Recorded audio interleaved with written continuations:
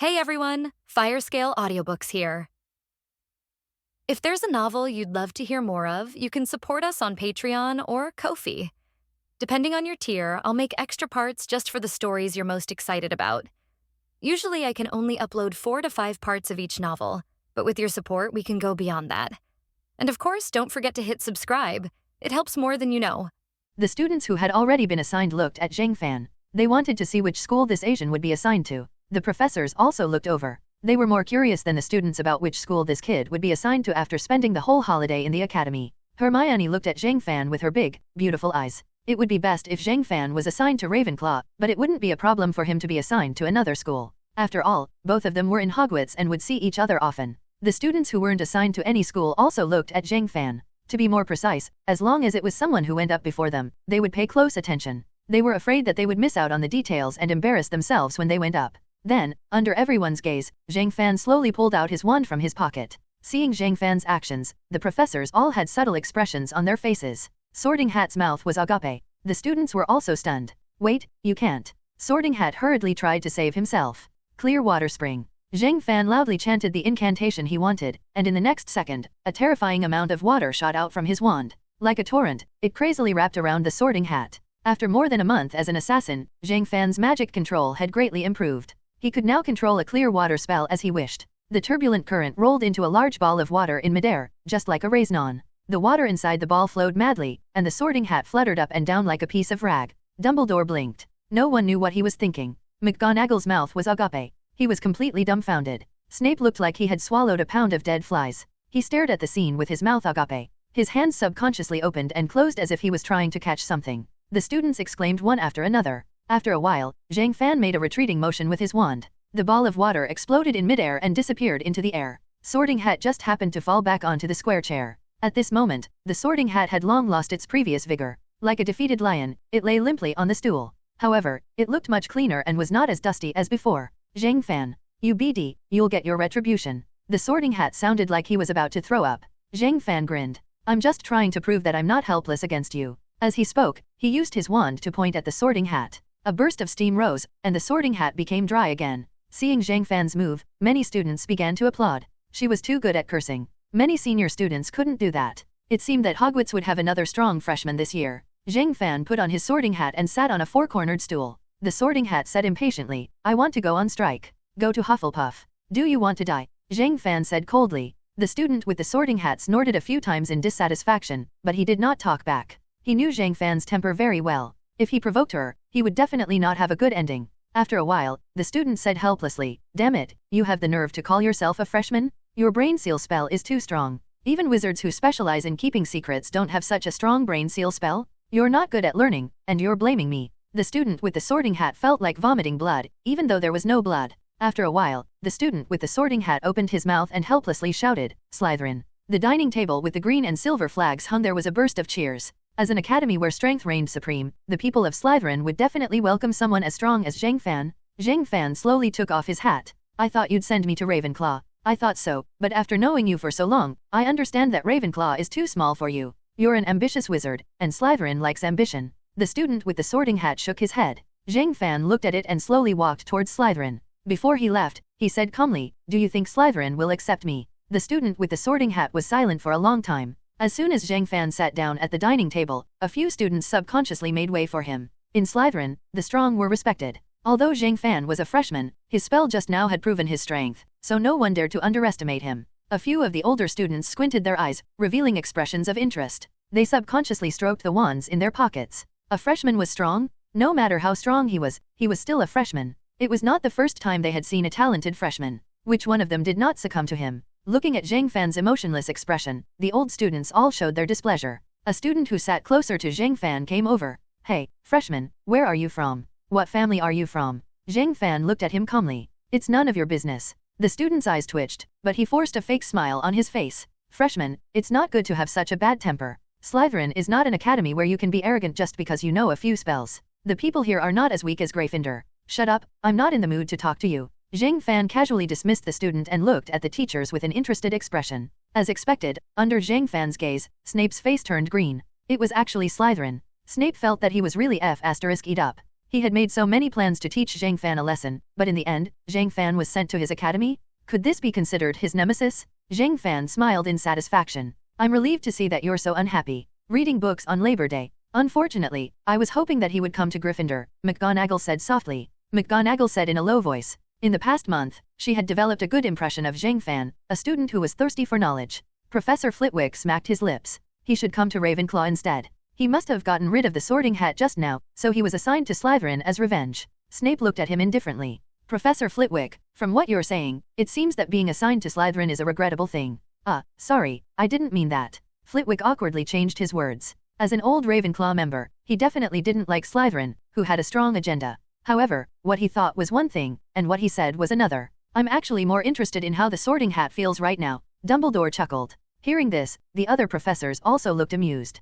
Poor Sorting Hat. They didn't know how he had offended Zhang Fan, but he had gotten rid of him in front of the whole school. It seemed that he wouldn't be able to be arrogant for the next year. After Zhang Fan, the others also completed the sorting ceremony. Among them, Harry Potter was undoubtedly assigned to Gryffindor. This caused the students under the red and gold banner to cheer. The scene was much more lively than when Zhang Fan had joined Slytherin. A student on the other side of Zhang Fan came over with a smile. Don't be fooled by how enthusiastic those Gryffindors are right now. If anything happens to Mr. Potter, his good friends will definitely disperse in a hubbub. They might even trample on him. These hypocrites have long been exposed, yet they still think that they're good people. Isn't it ridiculous? Zhang Fan raised his eyebrows and looked over. This was a golden-haired young man. He was tall and skinny, with long fingers and prominent knuckles. He looked capable and experienced. He was slightly older than Zhang Fan, and there was a faint smile on his face. This was the appearance of a noble student. Is it okay if you don't show hostility to me like those people just now? Be careful of being isolated by others. The young man grinned. I'm not stupid. Why would I give up on a friend who's obviously going to become strong and hang out with those kids? I'm Billy, a fourth-year student. Ha, you're interesting. Zhang Fan rubbed his chin. Don't tell me your surname is Harrington. No, it's not. My surname is Philip. Billy was surprised. He didn't know why Zhang Fan would ask such a question. He tried to recall that there wasn't a big family like the Harrington family in Europe, at least not in the wizarding world. There was a fairy family in the forests of America, but it had nothing to do with him. Zhang Fan smiled and shook his head. He was just joking. My name is Zhang Fan. I'm from the Celestial Empire. Oh right, the first part is my surname, and the last part is my name. We have different customs from you. Oh, I know that. But you're really from the Celestial Empire. I thought you guys wouldn't easily come to a foreign magic academy to study. Billy was quite talkative, and his attitude was different from the other students. Zhang Fan didn't talk too much with him. It was taboo to talk too much with a shallow acquaintance. After the school assignment, Dumbledore stood up and began his speech. After his speech, dishes of delicious food appeared on the table. Zhang Fan smacked his lips as he looked at the dishes. They looked delicious, but it was late at night. If it were him, he would rather have a bowl of noodles or something like that. The dinner ended quickly. Under the guidance of the prefects, the students walked back to their respective academies. Hermione followed Ravenclaw, while Zhang Fan leisurely followed Slytherin's group. The common room of Slytherin Academy was underground. The prefect was a sixth-tier student from a magic family in the south. He shouted, "This is the entrance to Slytherin's dormitory? The password changes every 2 weeks. When the time comes, please remember the new password?" Under the guidance of the prefect, everyone passed through the entrance and walked into Slytherin's common room. This was a translucent room at the bottom of a lake. The walls were made of black Gothic marble, and the ceiling was a transparent semicircle carved out of crystal. You could see the sparkling waves above your head. A green lamp was chained to the ceiling. There was a large fireplace in the room with an exquisitely carved mantelpiece. There were some carved chairs beside it. Zhang Fan looked up and saw a large fish swimming across the ceiling. This kind of room was definitely a form of torture for someone who had a phobia of the deep sea. Just as Zhang Fan was looking at the scenery at the bottom of the lake, a few figures stood beside him. "Hey, freshman, stand over here." The one who spoke was the first student who spoke to him at the dining table. Hearing his words, a few students around him stepped back. They did not want to get into trouble. There was another freshman standing beside Zhang Fan. He had platinum hair and a thin body. It was Draco Malfoy. Seeing the seniors walking over, he frowned slightly, but still chose to step aside. Zhang Fan turned his head and looked over. As expected, the other party did not come alone. Instead, he brought along a few people who were probably his friends. "You know what?" Zhang Fan suddenly said, "In TV dramas, a standard minor character like you usually doesn't last more than 3 episodes. What?" Draco was stunned. Although he did not understand Zhang Fan's words, he knew that Zhang Fan's words were not good. His expression suddenly turned ugly. "Very well, it seems like you intend to have a taste of my, Jamie Moore's, prowess on your first day of school. I couldn't do anything to you in the cafeteria, but now, no professor can protect you." As he spoke, he pulled out his magic wand and was about to cast a spell on Zhang Fan. "You're annoying enough." Zhang Fan opened his right hand and made a pulling motion. The next second, the student was shocked to find that the magic wand actually broke free from his hand. Even if he held on with all his might, he would not be able to control it. At this moment, a cold voice suddenly sounded. Everyone stop. Snape, dressed in a black robe, walked into the room with a livid expression. He looked at Zhang Fan. Zhang Fan, come with me for a moment. Under the gazes of all the Slytherin students, Zhang Fan smiled at Jamie Moore. You're from an aristocratic family, right? If you really can't beat me, you can invite your family. I'm the type who doesn't refuse anyone. Good luck. As she followed Snape into his office, Zhang Fan was a little speechless when she realized that she actually felt a sense of familiarity with this dark and cold room. She had been here so many times in the past month that she was starting to hallucinate. Zhang Fan. Snape strode to his desk and sat down, facing Zhang Fan. I'm warning you, don't kill any of the students in our academy. What? Zhang Fan was stunned and looked at Snape, completely speechless. What was going on? Since when did he want to kill someone? Snape looked serious. I don't care how powerful a wizard assassin you are or how many people you've killed. If you kill another student, I'll make sure you regret it. Snape, did you take the wrong medicine? Since when did I want to kill someone? Also, do you have to accuse me of being a wizard assassin? Have you ever seen a grade 1 wizard assassin? Zhang Fan gave Snape the middle finger. I'm not accusing you, it's the truth. No matter how you look at it, you're still a ghost assassin. You're definitely involved in the deaths of the 3 elite wizards that the underground organization has put a bounty on. I really want to sue you for slander right now. Zhang Fan clicked his tongue. Then you'll be thrown into Azkaban for murder. I'm looking forward to that day. Snape sneered. After that, he took out a few bottles of red liquid. I told you before, two-headed lizard blood. It's up to you now. Where's my potion workbench? I'll lend you my potion workshop's workbench number 3. Snape looked very conflicted when he said this, as if lending his workbench to Zhang Fan was something disgusting. Zhang Fan couldn't be bothered with him. After all, she had already gotten what she needed, so the process wasn't important. After dealing with the herbs that Snape needed, Zhang Fan returned to Slytherin's common room. It was already quite late, so there weren't many people in the room. Jamie, who had wanted to attack Zhang Fan earlier, was no longer in the common lounge. She wasn't sure if he had been frightened by Zhang Fan's ability to cast spells without a staff, or if he had been warned by Snape. Either way, it was better to have less trouble. Zhang Fan had always thought that he came to Hogwarts to study hard and improve himself, unlike those bad students. If Snape knew what he was thinking, he would probably be so angry that he would vomit blood. After returning to his dorm, Zhang Fan sat on his bed and tidied up his portal bag. He had gotten quite a lot of good stuff during his month as a wizard assassin. Some of them were thrown into his portal bag and he didn't check them properly. Now, he finally had some free time. First, he found some useless curses. Zhang Fan glanced at them and saw if they were useful, then sold them all to the system. Then there were some equipment. Wizards didn't really care much about equipment. Only some holy items like Gryffindor's sword were considered treasures, so Zhang Fan wasn't really interested in collecting them.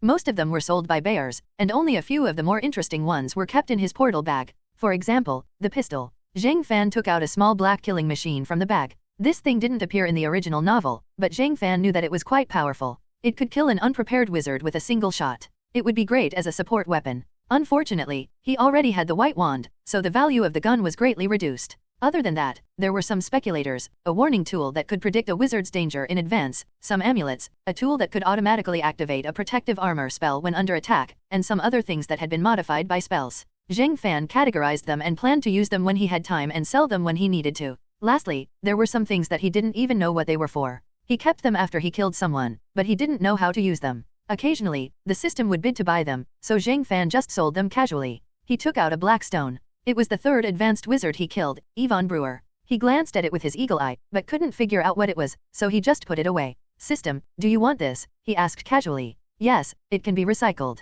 The recycling price is 300 points. 300. Zhang Fan was stunned. This price was a little unexpected. Usually, when the system collected junk, it would give a very low price. It was usually only 1 or 2 digits, and there were only a few that could exceed 100 points. But now, this stupid stone was selling for 300 points? Could it be a sorcerer's stone? Well, that was impossible. If it was a sorcerer's stone, it wouldn't be sold for 300 points. Even 3,000 points would be too little. Realizing that this stone might be useful, Zhang Fan decided not to sell it for now. When he had time, he would ask Snape to help him identify what it was. After doing all this, Zhang Fan looked at his remaining points. He was only a little bit away from 4,000 points. Soon, he would be able to exchange for a split attack module. Then, he would be the king of all battles. Just then, he suddenly noticed that there was a package in the portal bag. The package was very long. It seemed to be the spoils of war he found when he killed a wizard who was used to stealing. He left in a hurry and didn't have time to look inside. Later, he got busy and forgot about it. No wonder he only found it now.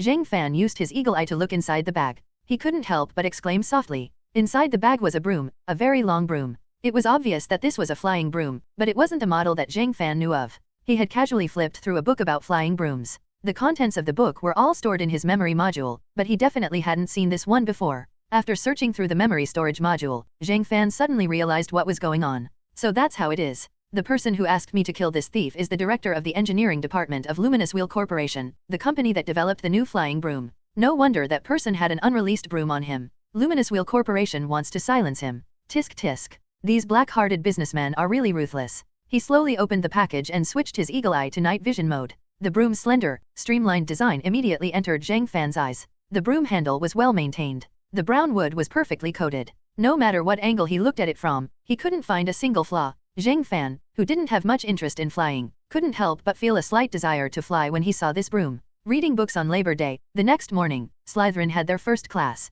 It was a magic spell class taught by Professor Flitwick. As Zhang Fan expected, it was the levitation spell that all freshmen had to learn. Zhang Fan was already very familiar with this kind of spell. She could even cast it silently without any difficulty, let alone use it normally. Flitwick generously gave Slytherin 5 extra points as a gift to Zhang Fan for the first time since school started. After class, Zhang Fan walked out of the classroom and was stopped by a few people. Looking at the familiar face in the middle, Zhang Fan tilted his head. You must be that Jack Sparrow from yesterday. I already told you that you can't beat me. If you want to fight me, then call the adults from your family. Why don't you understand? It's Jamie Moore, D***MN. Don't forget my name. Zhang Fan, come with me if you have the guts. I'll let you know the difference between freshmen and seniors. No one will disturb you today. Don't even think about running away. Zhang Fan smacked his lips. Bullying kids was not his hobby, but if the kid was a naughty kid, he would have to teach him a lesson. Some people had their figurines and PSP smashed by their relatives' naughty kids, but they would still have to suppress their anger and put on a magnanimous front.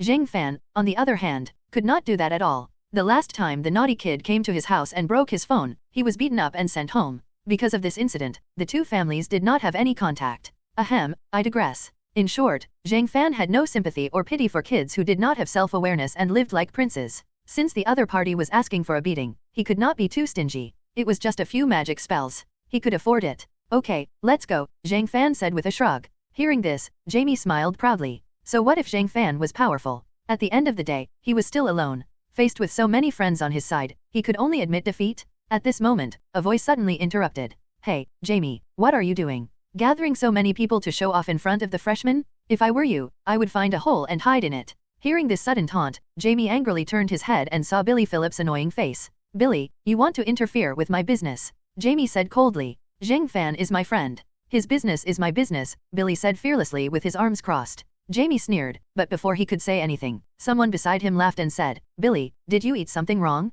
You actually treat a freshman as a friend? Looks like not only has your family declined, but you've also lost your pride as a pure blood. Haha, you're hopeless. Billy, if your father knew, he would break your legs. That's enough. With his father's half-baked skills, it's already not bad if he doesn't become a dud. Who else can he beat? Billy's expression turned ferocious when he heard the last sentence. With a flick of his wrist, the wand slipped into his hand. But before he could make a move, Zhang Fan had already opened her hand toward the student who had spoken. Before Billy could see what had happened, the student was sent flying and crashed into the opposite wall with a loud bang. The dust on the wall was sent flying, and the wall was stained with a large amount of blood. With a thud, Zhang Fan retracted his hand. The student was lying on the ground, unconscious. The Slytherin students, led by Jamie, were all stunned. Billy held his wand and stared at Zhang Fan, dumbfounded. Merlin above. Fan, just now, you didn't have your wand. Hearing Billy's words, the other students who were frightened looked at Zhang Fan's hand. Slender fingers stretched out from the school uniform robe. There was no wand on it. Casting without a wand. That's a trick that only an advanced wizard can master.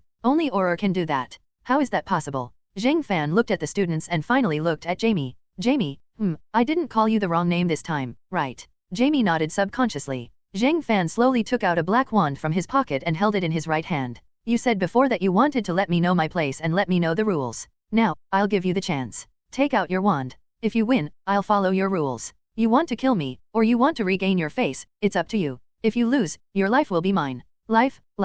Hearing such harsh rules, even Jamie, who was born in Slytherin, couldn't help but take a step back. It was fine for him to bully his classmates, it was fine for him to fight, but to gamble with his life? He wouldn't dare. He definitely wouldn't dare. Looking at Jamie's ashen face, Zhang Fan sighed. As expected, it was too difficult to recruit a group of underlings in a rundown place like Hogwarts. The students here had all grown up in peace and had no guts at all. At this moment, Billy suddenly stood up and looked directly at Zhang Fan. Fan, I want to fight with you once.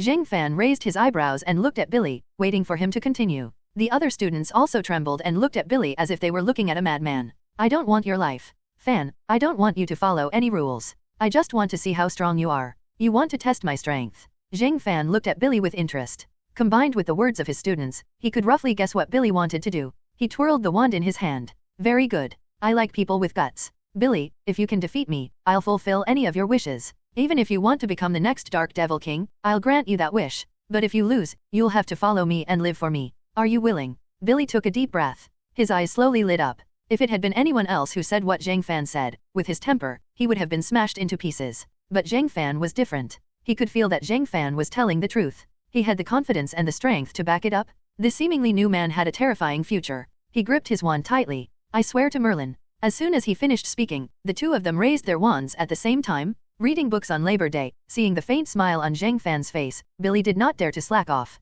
The moment he got into his battle stance, Billy released his curse, remove your weapon. Not bad. Clean and efficient, without any hesitation. In the entire academy, you're considered one of the more powerful students. Zhang Fan waved his wand and dispelled Billy's curse. But it's too restrictive. Just because your opponent is me, do you only know how to use simple things like disarming curses? You don't think you can beat me with a disarming curse, do you? You dispelled my disarming curse so casually. As expected of you. That's exactly what I want. After his attack was dispelled, Billy became even more excited. As if he had not heard Zhang Fan's voice, he began to attack in a frenzy that should not have been possible for someone of his age. Obliterate! Obliterate! Blazing flames! Remove your weapon! All kinds of magic spells gushed out from Billy's wand, and for a moment, the whole corridor was filled with colorful lights. Looking at Billy's attack, the few students who had mocked him before had a look of fear on their faces. So strong. Philip's battle prowess is definitely not inferior to the graduates. How much magic power does he have? He can actually keep casting curses? This talent. He'll become a top-notch magus sooner or later.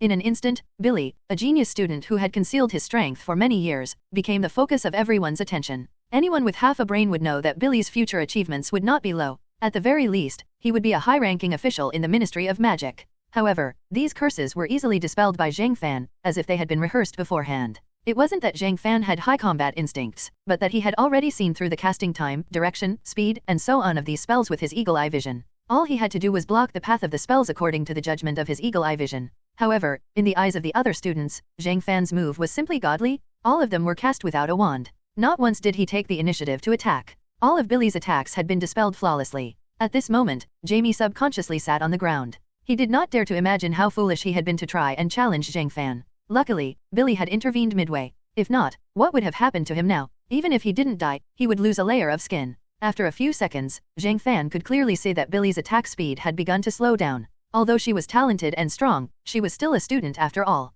Her magic power couldn't keep up with the consumption. After all, not everyone had Zhang Fan's modules. Under the watchful eyes of the crowd, Zhang Fan gently waved her hand and dispelled Billy's stun spell once again. She pointed the wand in her right hand and said, "Petrify them all." Under Zhang Fan's spell of being fast, accurate, and ruthless, Billy didn't even have time to react before he froze on the spot. All of the spectating Slytherin students finally had the chance to release their breaths. No one would have thought that such an exciting battle of curses could erupt between students. No one would have thought that a freshman would be able to toy with a senior magus like an adult magus. After this battle, Zhang Fan's name had spread throughout Slytherin. Under everyone's watchful eyes, Zhang Fan slowly walked to Billy's side and patted his arm. Due to his height, he couldn't touch Billy's shoulder. With this action of Zhang Fan's, Billy's petrification was dispelled. Looking at Zhang Fan who was standing beside him, Billy took a deep breath. He knelt down on one knee. Mr. Zhang, I, Billy Philip, as the 15th generation successor of the Philip family, pledge my loyalty to you. I am willing to be your shield and sword until the very end of my life. Many students cried out in surprise.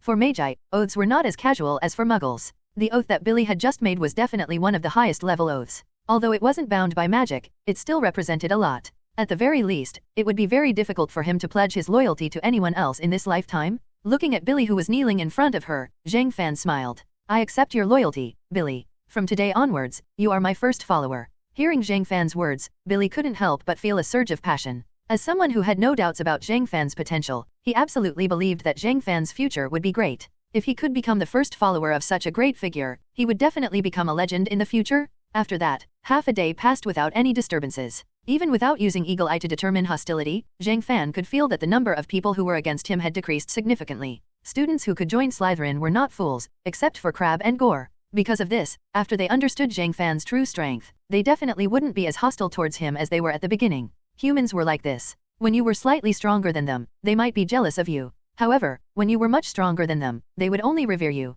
Of course, there were definitely some students who thought that they were stronger than Zhang Fan. However, after seeing Zhang Fan's strength, these people would definitely not act rashly. Without absolute confidence, no one would want to provoke an 11-year-old advanced wizard. That was definitely something wrong with their brains. What surprised Zhang Fan even more was the fact that he received a few letters during dinner that night. They were all from well-known wizard families. They had heard that Zhang Fan didn't have a family, so they all wanted to recruit him. Zhang Fan took a quick look at the letters and threw them to Billy, asking him to write something to reject them. Billy smiled and put away the letters. He knew that Zhang Fan wouldn't respond to those nobles' invitations. By the way, boss, do you know about tomorrow's class? Not yet. What's wrong? It's Potions class, Professor Snape's class. We're going with Glafinder. I'm afraid there'll be a good show tomorrow, but you don't seem to have a good relationship with Professor Snape. Hearing this, Zhang Fan laughed. Under Billy's gaze, he laughed happily. Not a good relationship? No. We just want to kill each other at any time, that's all. After dinner, Zhang Fan wanted to look for Hermione to get to know each other better, but he suddenly remembered the stone that was worth 300 reward points. If he didn't get to the bottom of it, he wouldn't be happy about it. Zhang Fan told Billy to go back to the dorm first, while he walked toward Snape's office. As soon as he went down the stairs, Zhang Fan ran into someone he didn't expect. Professor Quirrell happened to come out of the corridor in the basement like a cowardly thief. It was the direction of Snape's office. Zhang Fan raised his eyebrows. He had no idea what Quirrell was up to. Voldemort should be in a deep sleep right now. Why would he dare to act recklessly? Quirrell was so scared that he shivered when he saw Zhang Fan. He subconsciously took a step back. Good evening, Mr. Zhang. He was so nervous that he said Zhang Fan's surname as Chang. It sounded like Mr. Chang. Good evening, Professor Quirrell. Are you taking a walk to help with your digestion? Zhang Fan asked, amused. Quirrell shook his head. He didn't dare to say anything. In his opinion, Zhang Fan was a lunatic who could sit down and negotiate with his master, Voldemort. He would be courting death if he provoked Zhang Fan. Zhang Fan couldn't be bothered to talk to him. He walked around him. Quirrell suddenly said, Master told me to tell you that he's going to do something soon. He told you not to disturb him. His voice got softer and softer until it was almost inaudible. Zhang Fan turned around and glanced at him calmly. Then tell Voldemort not to tell me about this next time. If I don't think he's affecting me, I'll ignore him. If he's affecting me, I'll interfere even if he told me in advance. With that, Zhang Fan strode into Snape's office. Snape was sitting behind his desk with a frown. His magic wand was within his reach. When he heard Zhang Fan come in, he instinctively grabbed it. He only put it down when he saw who it was. Who allowed you to leave the dorm after dinner? Zhang, I'm going to deduct from Slytherin. Don't. You don't want to deduct it, and I don't want to deduct it either. Why must we fight to disgust ourselves? I'm not here to quarrel with you. I have a favor to ask of you. Deal with it yourself. Snape said impatiently as he put his magic wand into his pocket. What did Professor Quirrell say to you? It's none of your business. All right. Zhang Fan didn't know what to do with Snape's bad temper. If he was good looking, he could be considered at Sundara, but with Snape's looks, there was no way he could be considered at Sundara. Actually, even if Snape didn't say anything, Zhang Fan could roughly guess that Snape was suspicious of Quirrell. Snape wanted to talk to him in private, but Quirrell used his superb acting skills to fool him. It was really a sad story. He took out the rock from his pocket and placed it on Snape's table. Help me take a look. What is this rock? It seems to be very useful. Snape rested his chin on his hand and casually glanced over. Snape was slightly stunned when he saw the rock. An Amazon poison dragon's poison sac stone. Damn it, why do you have something like this? He stood up abruptly, his eyelids twitching. Definitely don't let this thing come into contact with water that's higher than 40 degrees Celsius. You'll definitely regret it for the rest of your life. Amazon poison dragon. Zhang Fan searched for this keyword in his memory module, and quickly found the answer. The Amazon poison dragon was a small dragon that lived in the jungles of South America. Its physical strength was barely average, but its venom was a horror story in the entire biological world. It was said that one drop of the Amazon poison dragon's venom was enough to poison 30 giants to death. Giants were one of the species with the strongest magic resistance in the world. One could only imagine how strong the poison was if it could poison them to death. However, this poison sac stone had never appeared in any of the books that Zhang Fan had read before. Zhang Fan asked about this, and Snape laughed coldly. Of course you don't know. The Ministry of Magic destroyed all records of this thing a long time ago. Also, this stone is definitely a prohibited item. Anyone who has it can enter Azkaban. Then how do we use it? According to what you said just now, we can just soak it in hot water? Zhang Fan asked. Snape looked at Zhang Fan for a few seconds, then bent down with gritted teeth. Zhang, did you not understand what I said? You're holding a prohibited item that can get you into Azkaban? And I'm the only person in this castle who wants to send you in the most, no one else? You didn't send me in, did you? Zhang Fan had an innocent look on his face. Snape felt that he couldn't talk to this B** starred in front of him. Zhang Fan's rascally nature was at its peak. No matter how Snape attacked him, he didn't care at all, and only put his own goal first. You really should enter Slytherin. There's no other Slytherin more suitable than you, Snape said as he sat back down. Snape said as he sat back down. I need to use this rock a few times too. Lend it to me when the time comes. I'm not lending it to you. Isn't this very valuable? Zhang Fan shook his head. Snape almost vomited blood. Can't you take a look at yourself? I'm the one who has something on you right now? You're actually trying to bargain with me? I'm very sorry, but I'm the type who values money over my life. Zhang Fan shook his head. Snape took a deep breath. This stone can be used at least a few hundred times. Lending it to me a few times won't affect you much. All right then. Zhang Fan nodded. Since he didn't lose anything, he didn't mind giving Snape some benefits. Snape immediately chased him back to his dorm. As the director of Slytherin, Snape could ignore Zhang Fan's actions, but if it was against the school rules, he would still have to take care of it. Just like that, it was soon time for the next morning's potions class. The potions class was held in an underground classroom. It was much colder here than in the castle's main building. There were glass jars placed along the wall, and the animal specimens soaked in them gave off a creepy feeling. Zhang Fan followed Slytherin's team into the classroom, and happened to see the Gryffindors who had already arrived. Ever since Zhang Fan's fight with Billy in the corridor, most of the Slytherins had no choice but to acknowledge Zhang Fan's strength. Even if Zhang Fan was a new student, even if Zhang Fan was an Asian, they all expressed their respect for Zhang Fan. One of the reasons was that when Zhang Fan entered the room, all of the Slytherins moved aside to allow Zhang Fan to enter first. Seeing Zhang Fan walk in like a king surrounded by all the first-year students of Slytherin, many of the Glyffindor students had a subtle expression on their faces. Zhang Fan looked at the Slytherins in the classroom, then found a seat and sat down. Most of the Slytherins lowered their heads when they met Zhang Fan's gaze. Even though they said that they did not agree with the hierarchy of the Slytherins, they still subconsciously showed weakness in front of the strongest student in their grade. The so-called Slytherins, who represented courage, were nothing in the face of strength. At this time, a voice suddenly came from the side. Mr. Zhang, can I sit here? Zhang Fan turned his head. The one who spoke was the platinum-haired youth, Draco Malfoy. Suit yourself? With Zhang Fan's permission, Malfoy quickly patted his robe and sat down. He nervously placed the book he brought on the table and looked at Zhang Fan's table. There was nothing there, not even a quill in sight. Mr. Zhang, you didn't bring your textbook. Zhang Fan's eyes were half-closed, and he looked like he was about to fall asleep. I don't need a textbook. This answer was not clear, but Malfoy did not dare to ask. He had seen Zhang Fan's strength before. Even the Year 7 students might not be able to defeat Zhang Fan, let alone himself. Many of the surrounding Slytherins looked at Malfoy angrily. After their families had heard of Zhang Fan's strength, they had urged them to build a good relationship with Zhang Fan. In the end, before they could do anything, Malfoy had beaten them to it. How hateful! Zhang Fan suddenly remembered something and said, I remember when you were on the train, you wanted to bring people to watch Professor Quirrell. What happened? You actually paid attention to me back then. Hearing Zhang Fan's words, Malfoy revealed a look of fear and trepidation, and then hurriedly said, at that time, I took Crabbe and Gore to the faculty compartment. But for some reason, when we were about to open the door of the faculty compartment, we all felt dizzy and had to retreat. Zhang Fan nodded. It seemed that Voldemort had no intention of interacting with these kids. Not far away, Harry Potter was looking at Zhang Fan. Ronald Weasley noticed this and came over. Harry, look at what those evil Slytherins are doing. Be careful, they might come after you. Harry looked at him. Ronald, he's really something. He's the same age as us, but he's able to turn all the freshmen in the academy into his followers. Even that annoying Malfoy has to be respectful to him. How did he manage to do that? Maybe it's some kind of evil force from the east. You know, those Easterners are always mysterious and scary, Ronald said, curling his lips. Harry was a little speechless. What was this friend of his talking about? Zhang Fan suddenly narrowed his eyes and glanced at Ronald Weasley from afar. With just one glance, Ronald suddenly felt his whole body turn cold. Fortunately, the professor finally arrived at that moment.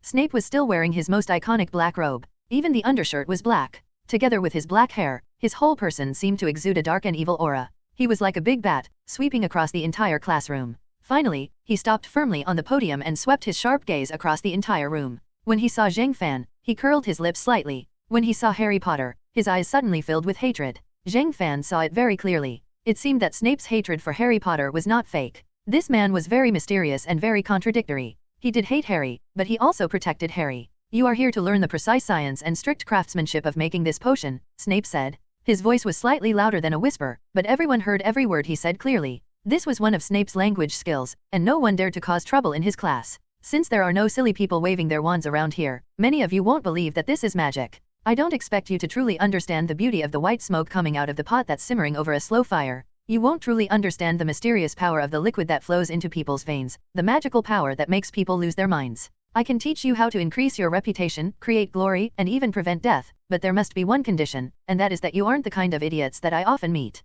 Snape's poisonous tongue was as strong as ever. Zhang Fan was willing to bet that if Snape had stopped being a wizard and become a lawyer, his income would not have been lower than it was now. After his opening speech, Snape looked at Harry Potter. Potter, Snape suddenly said. If I add powdered narcissus root to the mugwort infusion, what will I get? What powdered narcissus root in what infusion? Harry glanced at Ronald, and Ronald was as stunned as he was. I don't know, sir, Harry said. Snape curled his lips in disdain. Tisk, tisk. Looks like fame isn't everything? Zhang Fan's expression became subtle. He knew about the grudge between Snape and Harry Potter, but he was a professor. Why would he be so serious with an 11-year-old child? How stupid. Let's try again. Potter, if I asked you to find me a bezoar, where would you find it? Looking at Harry Potter's embarrassed expression, Malfoy couldn't help but chuckle. Seeing him laugh, his two followers, Crabbe and Gore, also laughed. Their laughter was even more exaggerated than Malfoy's, and they were shaking. At that moment, Malfoy suddenly noticed that Zhang Fan had been expressionless the whole time, and when he laughed, Zhang Fan frowned faintly.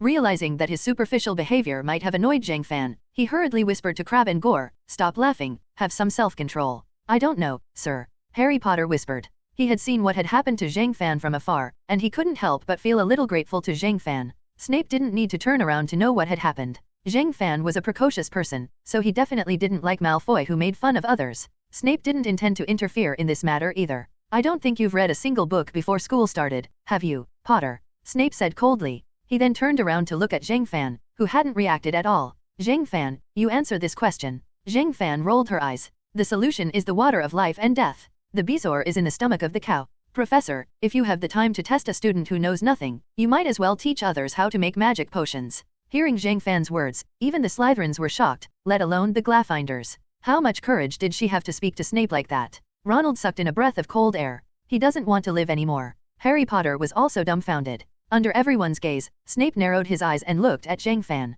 After a while, he strode towards the podium. "Let's start class." The sound of jaws dropping to the ground could be heard in the room. Under Snape's orders, the students split into groups of 2 and began their first potion-making session. They were going to make scabies potion, and Zhang Fan was very serious about it. Although he already had the recipe in his memory module, he didn't know much about it. He was going to start making the dragon strength potion soon, and to ensure his success rate, he had to practice more potion making. Naturally, Malfoy was in his group. He was like a waiter, diligently assisting Zhang Fan. While Snape was inspecting the potions, Malfoy tried to strike up a conversation with Zhang Fan. "Mr. Zhang Fan, do you like Quidditch? Last week, the Spanish artillery team was amazing. They crushed the Finnish Ice Bears with a score of 490 to 280. You know, the Ice Bears are also a strong team. It was so exciting. I haven't even been on a flying broom before, let alone Quidditch," said Zhang Fan calmly. Malfoy slapped his forehead in realization. Yes, I should have thought of that. The wizards of the Celestial Empire don't like Quidditch." Zhang Fan couldn't be bothered to explain.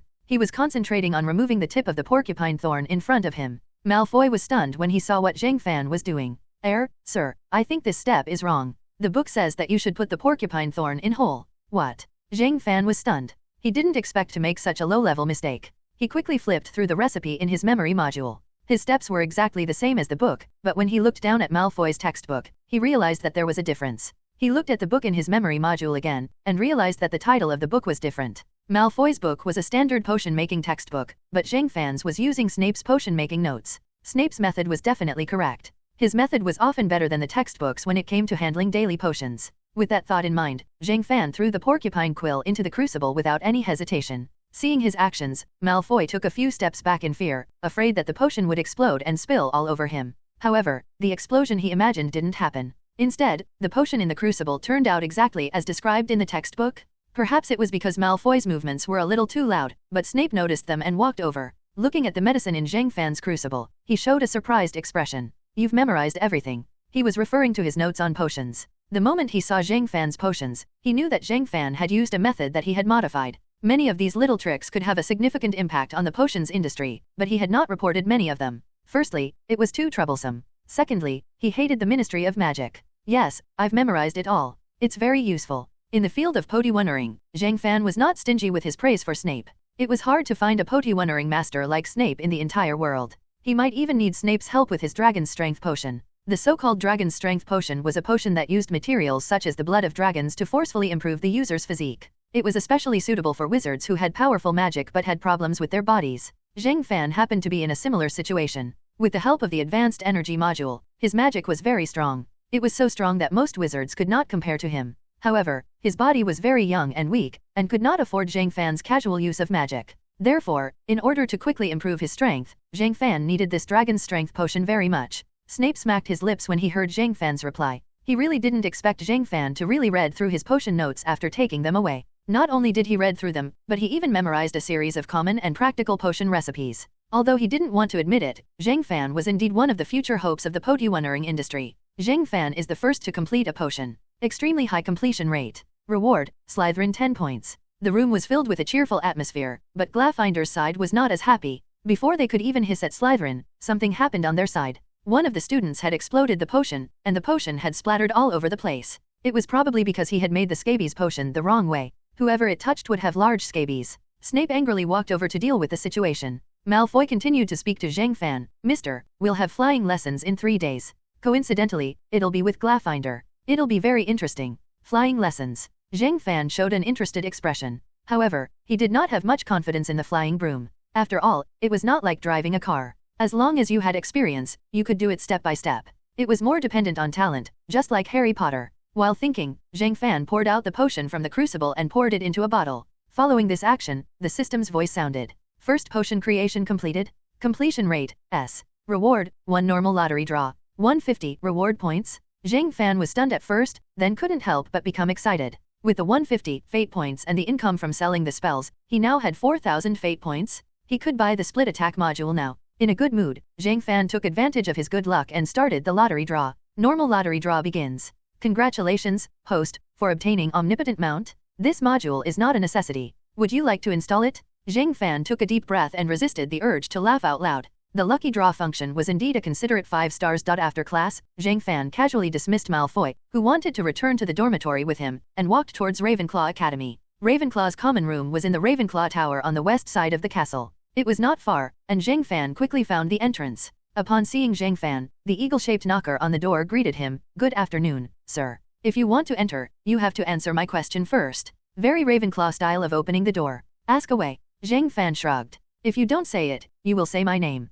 And you have to say it. But if you can say my name with words, then it will be a miracle. It was a short riddle. It wasn't difficult, but for an 11-year-old freshman, this question was quite suitable. It's silence. All right, our little guard, can you let me in now? May wisdom lead you to a higher temple, the eagle-shaped knocker said as it slowly opened the door to Ravenclaw's common room. There were more than 10 students sitting on the sofa reading in the room. Upon hearing the door open, a few of them looked up. Upon seeing Zhang Fan, a few of the students were stunned. Slytherin. I remember him. He's the freshman who washed his sorting hat, the Oriental with the surname of Celestial Empire. He answered the knocker's question correctly. Must be. How else could he come in? An interesting Slytherin. The last person to speak was a young lady sitting on an armchair. Her long brown curly hair reached her chest, making her fair face look even more exquisite. She was undoubtedly a beautiful young lady. She slowly stood up and smiled. Mr. Dongfang from Slytherin, may I know why you've come to Ravenclaw's common room? First, let's take a look around. I've been in Hogwarts for so long, but I haven't seen Ravenclaw's common room. Zhang Fan raised an eyebrow, but now, rather than looking around the room, I'm more interested in knowing your name. As he spoke, he walked in front of the girl and extended his hand. My name is Zhang Fan. I'm a first-year student from Slytherin. Penelope Cleavage, fourth-year student from Ravenclaw. The girl smiled and shook Zhang Fan's hand. Perhaps it was because she was from Ravenclaw, but she already had a feminine and intellectual aura, unlike other girls who were lively. Just as Zhang Fan was about to say something, he suddenly saw from the corner of his eye a girl with long, brown, fluffy hair leaning against the wall in front of the school gate in the common lounge. She was looking at him with a playful expression. He slowly raised Penelope's hand and kissed it. Then, he smiled and said, I'm going to take care of your little junior. With that, Zhang Fan walked towards Hermione. This little girl was getting harder and harder to deal with. When she saw him flirting with a girl, her first reaction was not to stop him, but to stand aside and watch the show. Was this what an 11-year-old girl should do? Long time no see, Hermione. How is life in Ravenclaw? I fit in here very well. Hermione's eyes lit up at the mention of her school, and she praised without hesitation. But then, she looked at Zhang Fan with a dangerous gaze. It would be better if I didn't see a playboy coming to our school to mess with our seniors. Penelope smiled and looked at the two of them. Fan, are you going to tell me that your real purpose in coming to our school is to flirt with little Hermione?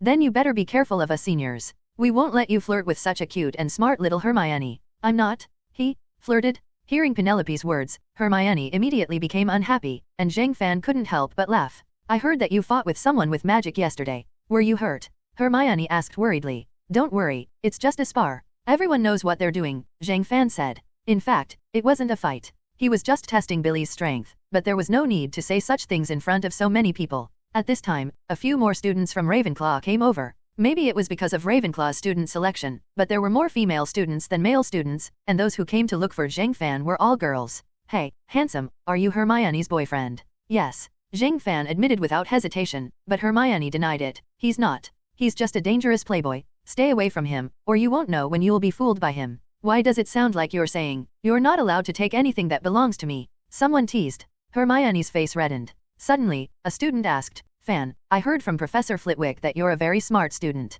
Many adult wizards aren't as knowledgeable as you. Why didn't you come to Ravenclaw? I don't know. Maybe I was given the wrong hat. Zhang Fan did not hesitate to shift the blame. The other students' eyes lit up when they heard that Professor Flitwick had such a high opinion of Zhang Fan. Some of them, who were holding quills and thinking hard, tried to discuss problems with Zhang Fan. The results were surprising. These Ravenclaw students found that Zhang Fan could easily explain things that the seniors did not understand, let alone the freshmen. Pinello also tried to ask a question about mana control, and Zhang Fan explained it to her in simple terms. The girl was suddenly enlightened. In just an hour, Zhang Fan had become familiar with these Ravenclaw students. Many of the girls joked that they wanted to steal Hermione's boyfriend. Hermione was speechless. After dealing with these enthusiastic girls, Zhang Fan finally found some time to talk to Hermione before leaving Ravenclaw. The next day, after lunch, it was his first flying lesson. After breakfast, many of the Slytherin students gathered behind Zhang Fan and stood in 2 rows, one for the boys and one for the girls. Zhang Fan was still leisurely eating his bread. When he saw the 2 rows of people, he asked curiously, What are you guys doing?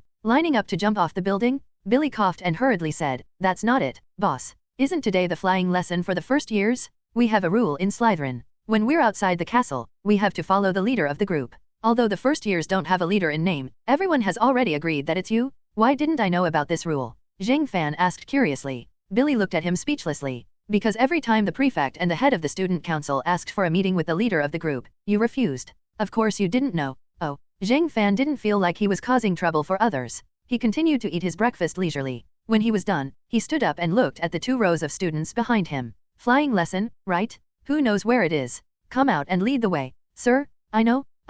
Malfoy hurriedly raised his hand. Seeing this, Zhang Fan nodded and let him lead everyone out. After receiving Zhang Fan's order, Malfoy's face immediately brightened. He held his head high and puffed out his chest as he led a large group of Year 1 brats out of the castle. The flying lesson was just as Billy had said. It was outside the castle, on a flat grassy field next to the forest. When Zhang Fan and the others arrived, the teacher and Gryffindor students hadn't arrived yet. There were only 2 rows of brooms on the field. Zhang Fan stopped beside one of the brooms and stretched out his hand. Get up. With a bang, the broom jumped into Zhang Fan's hands like a soldier who had been on standby for a long time. Seeing this scene, many students let out gasps of admiration. Most of the students in Slytherin Academy were from Magus families, so they had some understanding of brooms. Seeing that Zhang Fan was able to command the brooms of the academy so well, they were a little envious. Malfoy also opened his hand to a broom. Get up. The broom spun twice on the ground before it slowly floated up and stopped in his hand. Although the process was not very pleasant, it was still a success. Malfoy's 2 lackeys hurriedly flattered him. As for the other students, most of them weren't able to do it in one go. When had they ever used such an old broom at home? Most of them used the good brooms from Nimbus Company. Even if they weren't good enough, they were still able to sweep the Big Dipper. It would be strange if they didn't run into a wall when faced with the old brooms in the school. Zhang Fan rubbed his chin as he looked at the broom in his hand. As soon as he held the simple broom in his hand, he felt as if he could control it with ease. Although he had never seen a vehicle before, it gave him the illusion that the broom was a part of his body. Under the gazes of many students, Zhang Fan slowly sat down on the broom. Following his movements, the broom obediently floated up slowly. Malfoy said nervously, Sir, it's your first time using a broom. You should be careful. The brooms in the school aren't of good quality. They might hurt you. Zhang Fan nodded, indicating that he was fine. Then, he held the broom handle with his left hand and gently lifted it up. The broom suddenly began to rise. Oh my god. Several students were shocked. Zhang Fan's speed was too fast. Before they came to school, they had also played with brooms at home, but none of them had ever played with brooms like Zhang Fan. Under everyone's gazes, Zhang Fan got used to the new vehicle while happily experimenting with the new position with the help of the omnipotent ride module. As the broom rapidly rose, Zhang Fan began to experiment with forward acceleration. In just a few seconds, he had raised the broom's speed to the maximum. Then, he suddenly controlled the broom to come to an abrupt stop. Like the sidewinder maneuver of a fighter jet, he made a sudden movement and rushed up. After a big turn in the air, Zhang Fan stopped with one hand holding the broom and smiled with satisfaction. Playing with a broom was indeed a very interesting thing to do. No wonder all the wizards liked Quidditch.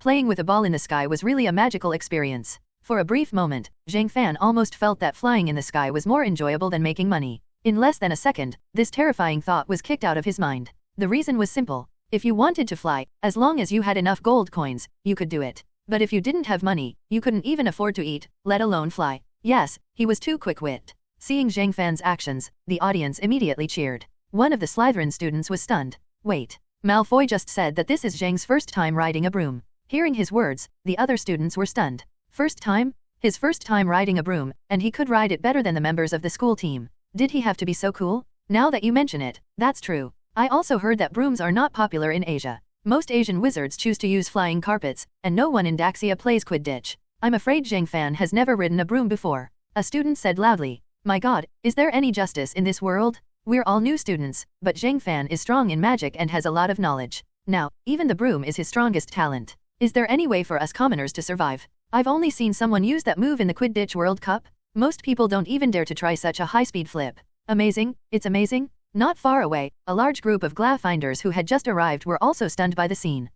Harry, what did I just hear? That's Slytherin's first time riding a broom? Ronald asked in disbelief. Harry's face was still filled with shock. He nodded and said, that's what they said. Impossible? No one can ride a broom so well for the first time. He must be lying. Ronald was infuriated. He would never admit that a person of the same age as him could crush him to this extent. Influenced by Ronald's anger, a few of the Glyffindors who were standing beside him frowned. Damn Slytherin, a bunch of evil wizards, what's the point of acting cool? Everyone, go, get that guy down. Yes, throw him to his death. As they shouted, the Glyffindors rushed towards the broom on the ground, reading books on Labor Day. Hey, brats, what are you trying to do? Before the Gryffindors could reach them, Malfoy and a few others stood in their way. Oh, get out of my way, Malfoy, or I'll show you what I'm made of, Ronald yelled. Ronald said loudly. At the same time, he subconsciously glanced back to see if the girls were impressed by his courage and handsomeness. Harry looked at the scene awkwardly. He wanted to persuade his friend to stop messing around, but he didn't want the others to think that he was helping Slytherin, so he could only stay where he was.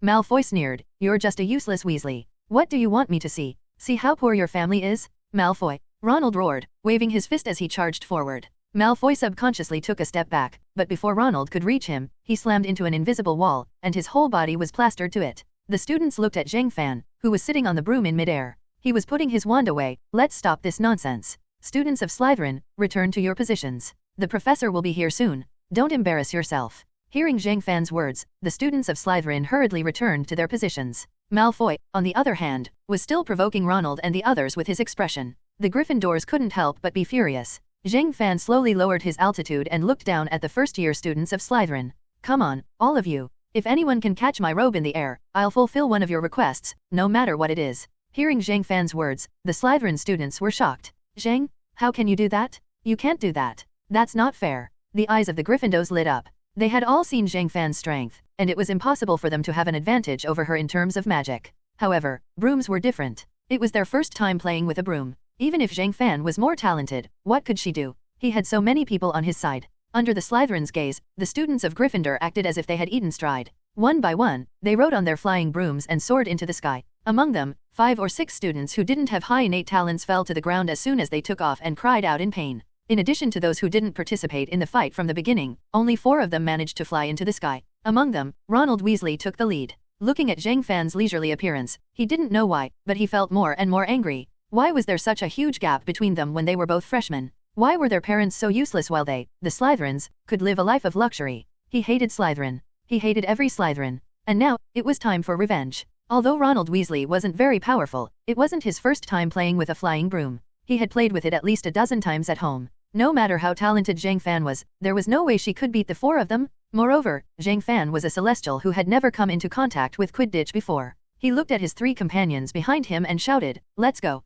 Zhang Fan sat on the broom and watched the 4 of them rush towards her. 2 of the students were quite strong. They even drew an arc, planning to outflank her from both sides. Ronald Weasley didn't have that ability. On the broom given by the school, he had to use all his strength to control the broom so that it wouldn't vibrate. He could only rush in a straight line and try to suppress Zhang Fan with his speed. Under everyone's gaze, Zhang Fan shook his head. Too weak. These Gryffindors didn't give him any chance to test his control skills. In less than 10 seconds, Zhang Fan moved a few times and caused the 4 of them to crash into each other and fall down together. Seeing the 4 Weasleys falling from the sky, the students all screamed. Fortunately, just as they were about to fall to their deaths, Zhang Fan cast a levitation spell in midair and caught all 4 of them. Then, she casually threw them to the ground. Ronald had already fainted from the shock. Zhang Fan ignored him and looked at someone who hadn't participated in the fight from the beginning. Harry Potter, he said. Harry looked over, a little confused. He didn't know why Zhang Fan would suddenly mention him. You try. Zhang Fan gestured at the broom with his chin.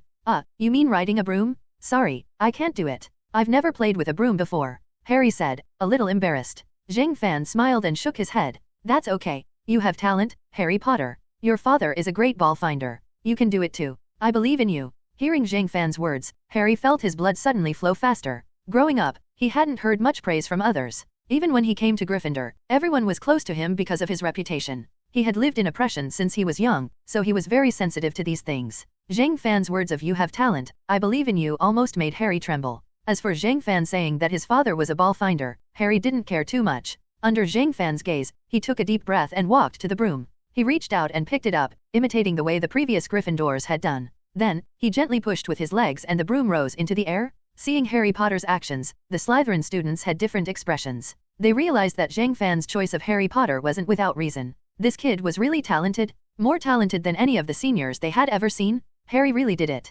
Can Zhang Fan see other people's talent? Are you kidding me? Even the professors can't see other people's talent. Maybe he's just that good. Otherwise, how can you explain how he's so strong at the age of 11? The students discussed animatedly. Zhang Fan, on the other hand, just hooked his finger. Come on, try to catch up to me, Harry Potter. Catch up to me. If you can catch up to me, I'll fulfill one of your wishes. Harry Potter took a deep breath and leaned on the broom. I'll do my best, Zhang. Just as Zhang Fan had expected, Harry Potter's talent with the broom was much better than his talent with magic. Seeing Harry Potter dashing towards Zhang Fan like an arrow, Gryffinder's students screamed. Even Slytherin's team had surprised expressions on their faces. What the hell? This is the first time Potter has touched a broom, and he can control it so well. A student couldn't help but curse. Yeah, even though he's still a far cry from Zhang Fan, I can't help but be jealous. Under everyone's gaze, Harry tried his best to control the vehicle that he had just learned. He kept charging towards Zhang Fan, as if he wanted to knock Zhang Fan down. At least, that was what Marco thought. He couldn't help but grit his teeth as he watched Harry charge again and again.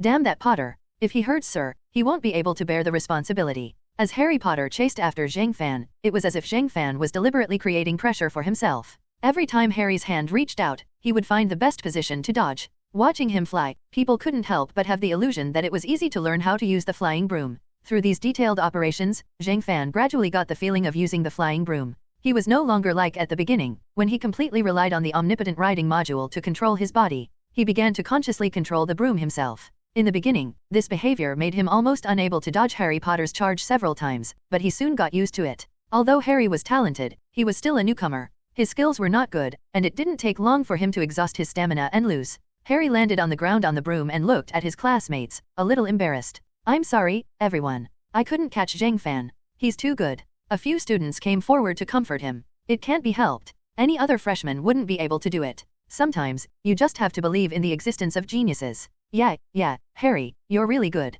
If it wasn't for Zhang Fan, you would definitely be the best freshman genius in the last few hundred years. Seeing how everyone was concerned about Harry, Ronald frowned angrily. Harry, you could have caught him a few times if you had taken a little risk. Why are you so cowardly? He couldn't help but ask. Harry looked at him in surprise. He wanted to say something, but he had grown up in the house of his abusive uncle, so he didn't know what to say in the face of Ronald's accusation. Zhang Fan also landed on the ground and put down the broom amidst the cheers of the Slytherin students. At this time, Mrs. Hooch, the flying class professor, also came. She looked at the chaotic scene, mainly Gryffinder's side. She had a strange expression. What's going on? Ronald's eyes lit up when he saw her, and he quickly ran over. Professor? Zhang Fan flew away on a broom without your permission? The students of Slytherin cast unfriendly glances at him. Although Slytherin was not united internally, when faced with an idiot like Ronald Weasley, they were terrifyingly united. Zhang Fan squinted at Ronald. This red-haired RD, I already hated him when I watched him in the movies. It's fine if he's weak and cowardly, but the key is that he's so ugly. So ugly?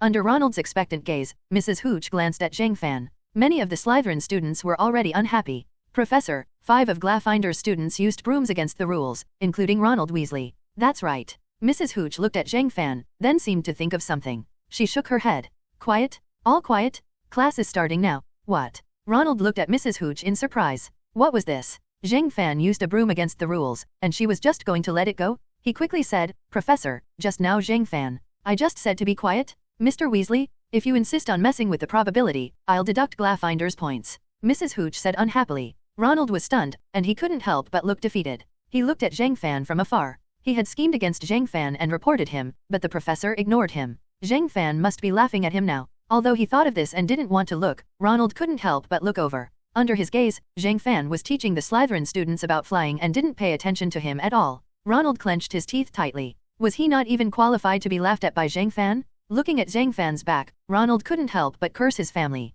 If he hadn't been born in the poor Weasley family, he wouldn't have been looked down upon by those Slytherins. Zhang Fan didn't care about what Ronald was thinking. He had already decided that when he had time, he would try out other flying tools. Didn't Malfoy say that Huxia wizards like to use flying carpets? Then he would buy a flying carpet to play with.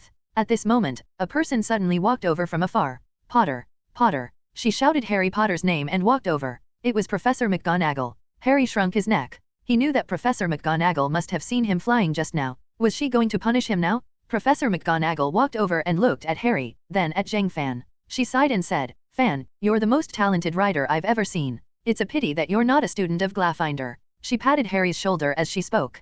"Potter, come with me." She looked at Mrs. Hooch and said, "Sorry, can you take Potter away for a while?" "Oh, Minerva, do as you wish." The two quickly walked away. Zhang Fan touched his chin. He suddenly had a bad feeling. Professor McGonagall took Harry Potter away to play Quidditch. Did that mean he was going to play Quidditch as well? Reading books on Labor Day. Sure enough, after dinner that night, Zhang Fan was stopped by Snape before she could go back to her dorm to hide.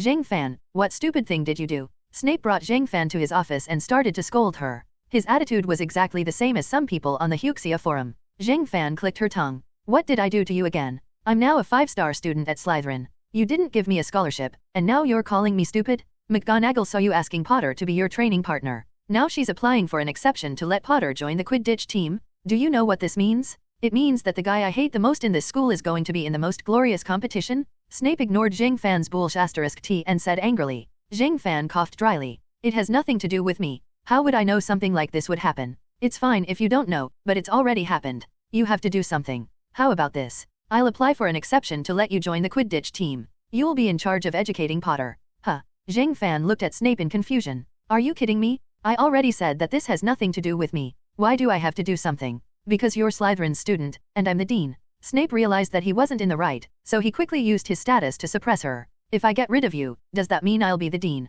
You can try." Snape's hand gripped his magic wand. He wouldn't underestimate Zhang Fan, and he wouldn't think about whether Zhang Fan was telling the truth or not. In his opinion, Zhang Fan was a ghost assassin. He would be courting death if he dared to be arrogant with Zhang Fan. Zhang Fan looked at Snape's hand that was reaching for his magic wand and sighed helplessly. "Don't be so nervous. Do you have to be so nervous in front of a new student? Do you think you're a proper new student?" Snape mocked. Zhang Fan ignored his sarcasm. After thinking for a while, he said, "How about this? I'll help you guys with Quidditch, but you'll have to teach me how to concoct a potion. You don't have to do anything, you just have to guide me." Zhang Fan was referring to his dragon power potion. It was a very advanced potion. In the original novel, Hermione had concocted a potion called Compound Decoction when he was in his second year of high school. It took him more than a month to concoct it. The dragon power potion was more advanced and powerful than the compound decoction, so it definitely required more time to concoct. If no one helped him, Zhang Fan couldn't guarantee that he wouldn't waste the rare dragon blood in his hands. Snape didn't know that Zhang Fan was thinking about such a high-level potion.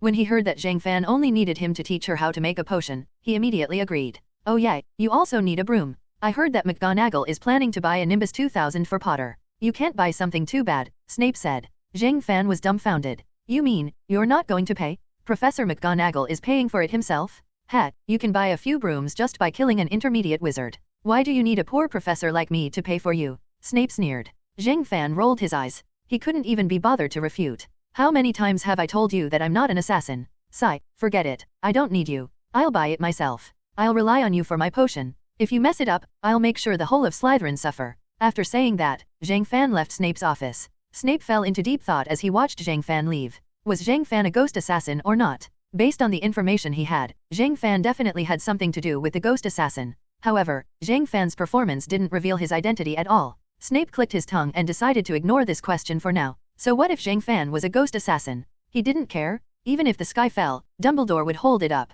Who told him to trust Zhang Fan? After leaving Snape's office, Zhang Fan walked towards Slytherin's common room with ease. Halfway there, he suddenly met someone who surprised him. Harry Potter. He narrowed his eyes and muttered the boy's name. The boy quickly nodded cautiously. "Good evening, Fan. I saw Snape calling you out, so I was wondering if it was because of what happened during the day." "Well, I mean, if he wants to punish you, I can testify that you didn't cause any trouble." Zhang Fan speechlessly looked at the boy with round glasses. He didn't want to talk to this guy too much. Otherwise, people would think that he was gay. Hermione was still waiting for him to pursue her, and it wouldn't be good if any rumors spread. After all, anything could happen in the world of rotting. Don't worry, nothing happened. Professor Snape just wanted to talk to me about my studies. Zhang Fan shrugged. He didn't mention to Harry that he was going to be selected for the Quidditch team. If he did, this kid would probably agree with him and continue to pester him. After casually sending Harry Potter away, Zhang Fan returned to the common room. As expected, he didn't come back. Billy didn't go to sleep either. He was sitting on the sofa in the common room, reading a book. When he saw Zhang Fan return, Billy put down his book and looked at him. Boss, what happened? Did the dean give you trouble? No. Zhang Fan shook his head and looked at Billy. Billy, when is the next meeting of the leaders? Billy was stunned. He didn't expect Zhang Fan to care about this kind of thing. However, he quickly replied, there's one tomorrow, boss. After dinner tomorrow, in an empty classroom on the 4th floor. Okay, tell the prefect and the head of the student council that I'll be there. Oh yeah, who's the Quidditch team leader in our school? Marcus Flint, boss. He's a 6th year student. How good is he? In Quidditch? He's okay. If he doesn't foul, he's an average player. However, if you consider his foul techniques, he's a genius. Billy was a little disgusted when he evaluated this person. He didn't like players who foul. Okay, I understand. Zhang Fan nodded. Then, under Billy's shocked gaze, Zhang Fan smiled. If he's not a strong team leader, then I'll just give up my position. After all, I'm not the type to be led by others. Reading books on Labor Day, the first class in the morning was herbalism. Zhang Fan did not like this subject, but he did not hate it either. The main reason was that it was not worth learning. The other subjects in Hogwarts not only required knowledge, but also a lot of practical operations and adaptations. However, herbalism only required knowledge. The only reason why it was put into practice was to deepen the student's impression of it. However, Zhang Fan was quite happy with today's herbalism class because it was a big class with Ravenclaw. Zhang Fan brought Hermione along with him for the entire class, and their relationship was getting better and better. The other Ravenclaw students, including Pinello, also had a good impression of Zhang Fan. This was because Slytherin would usually be arrogant and look for trouble no matter which school he was in. However, Zhang Fan only glanced at them today, and these little Slytherins all listened obediently to the teacher's lecture. Sprout, the herbalism professor, walked over to Zhang Fan's side. She was just in time to see Zhang Fan clean up a bunch of aconite. She couldn't help but praise, well done, Mr. Zhang. This is a textbook treatment method. 5 points for Slytherin. Hermione could not help but ask, you memorized the textbook for herbalism too? She still remembered how Zhang Fan memorized the entire novel in just a few minutes in Diagon Alley. Zhang Fan smiled, it's not just the textbook. I've memorized all the books on herbalism that I've read. If you come across any herbs that you don't know, just let me have a look. I really don't know how your brain works. Hermione was speechless. After the herbalism class, Zhang Fan received a call from Snape asking him to go to the Quidditch stadium. When he arrived at the stadium, Zhang Fan saw a row of students dressed in green. Snape was there too. He stood straight like a short black tree next to the team. At the same time, as expected, he had a frown on his face. As soon as he saw Zhang Fan, Snape walked up to him and said, Zhang, this is Slytherin's Quidditch school team. Most of them will be your teammates from now on, so I'll introduce you to them first. A large number of people. Zhang Fan keenly noticed the subtlety in his words. Because the current team is complete. If we let you join us as an exception, one of them will be eliminated. If everything goes as expected, that person will be our ball seeker, Mr. Terrence Higgins. Oh my. Zhang Fan looked at a senior in the team who was looking at him nervously. He must be the ball seeker that he was going to replace. However, Zhang Fan was not very interested in him, so he did not need to be so nervous. I haven't even tried to play with this ball, and you've already arranged the position for me? What's going on? Zhang Fan looked at Snape.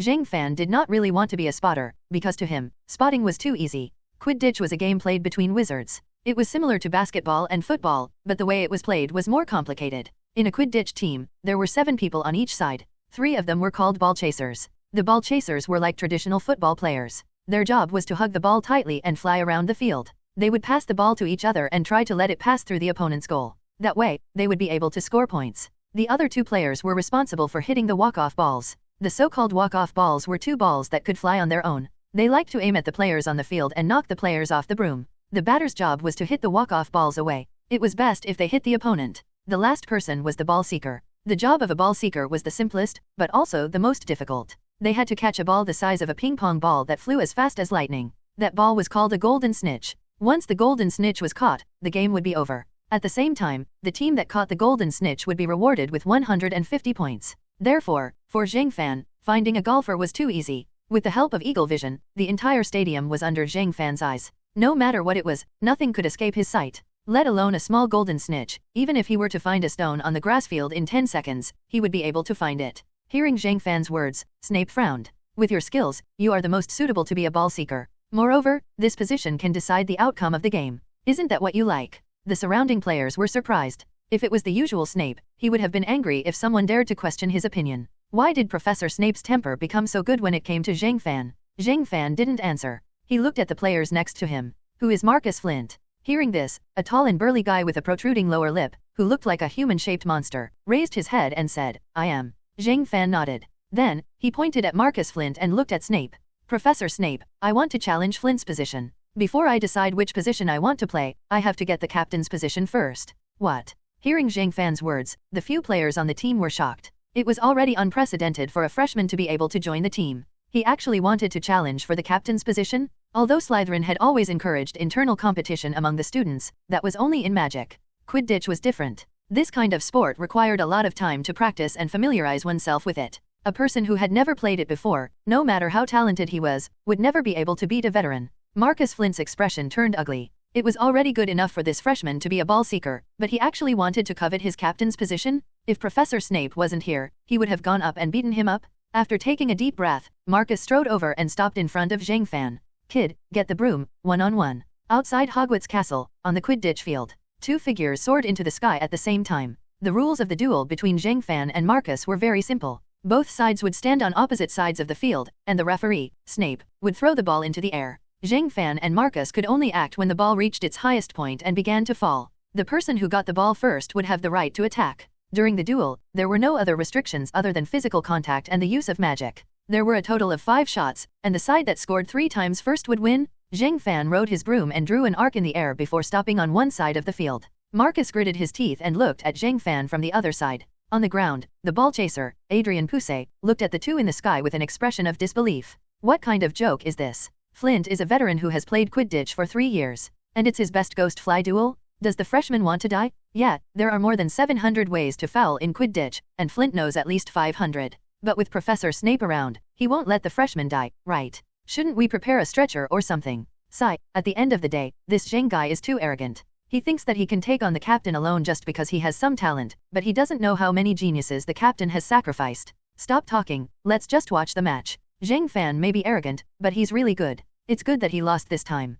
It'll be easier to control him during training in the future. Hearing the discussion from the players behind him, Snape expressionlessly took out the bright red ghost fly ball from the ball box. Zhang Fan and Flint looked over at the same time. Under everyone's gaze, Snape raised the ghost fly ball in his hand high up. At the same time, he pointed his magic wand at it with his other hand. Following his movements, the ghost fly ball shot into the sky like a firework. Zhang Fan and Flint moved at the same time. The two brooms rushed like lightning towards the ghost fly ball in the middle of the field. Flint bared his teeth and stared ferociously at Zhang Fan opposite him. As a ball chaser, he had absolute confidence in the speed of his broom. Even if Zhang Fan was one of the veteran ball chasers from the other academies, he would not be the least bit afraid, let alone a freshman like Zhang Fan. In the next moment, Flint was stunned. Under his gaze, Zhang Fan's figure rushed over as if he had teleported. Then, he reached out and hooked the ghost fly ball in his hand. Ghost fly ball in his hand. His movements were so smooth that it was as if he had practiced it countless times. He passed Flint, and headed straight for the goal. Wah! Flint turned his head in shock and looked at Zhang Fan, who had already rushed over.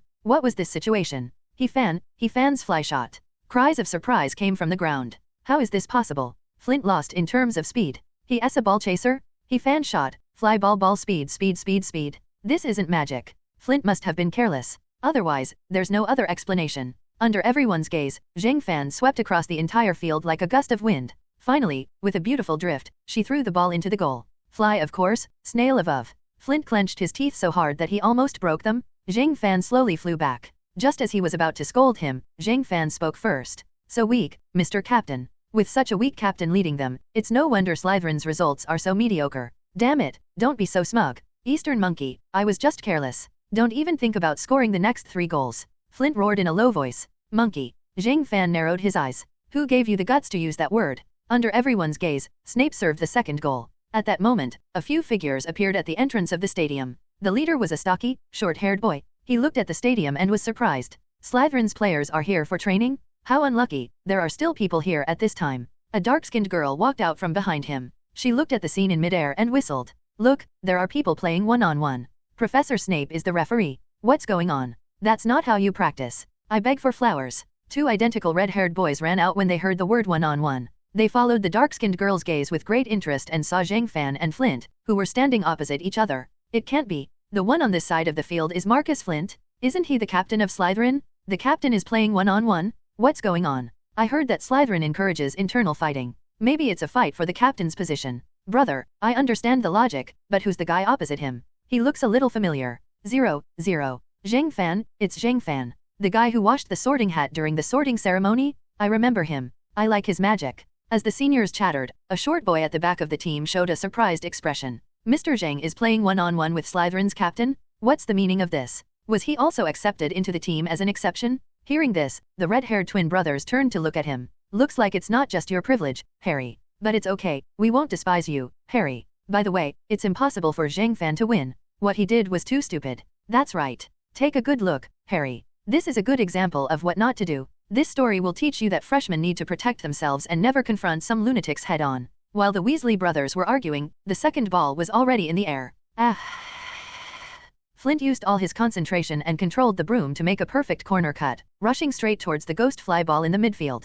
So fast? I can't believe it's a broom from the school. Oliver Wood, the captain of Gryffindor's team, shouted in shock. However, in the next second, everyone's expression turned to one of astonishment. Under everyone's gaze, Zhang Fan rushed past Flint without any expression on his face, holding a bright red ghost fly ball in his left hand. It was exactly the same as the first ball. Wood was stunned. Slytherin's team was stunned. Gryffindore's players were also stunned. It was too fast. The captain of Gryffindor's Quidditch team, Oliver Wood, was a standard Quidditch fan. He knew all the professional Quidditch teams, but he had never seen a player of Zhang Fan's age who could perform such a dazzling sprint. Flint's eyes were about to pop out of their sockets. He fiercely pulled his broom around and rushed towards Zhang Fan, but he couldn't stop Zhang Fan for even half a second. Zhang Fan threw the ball, and the second ball was in his hand. The Slytherin's eyes lit up. 6, 2, 7. Gryffindor's brows furrowed. After the second ball, anyone who wasn't an idiot could see that the ball wasn't a technical error. In front of Zhang Fan, Flint's broom riding skills were actually inferior. As one of the most common means of transportation in the wizarding world, brooms weren't simple things.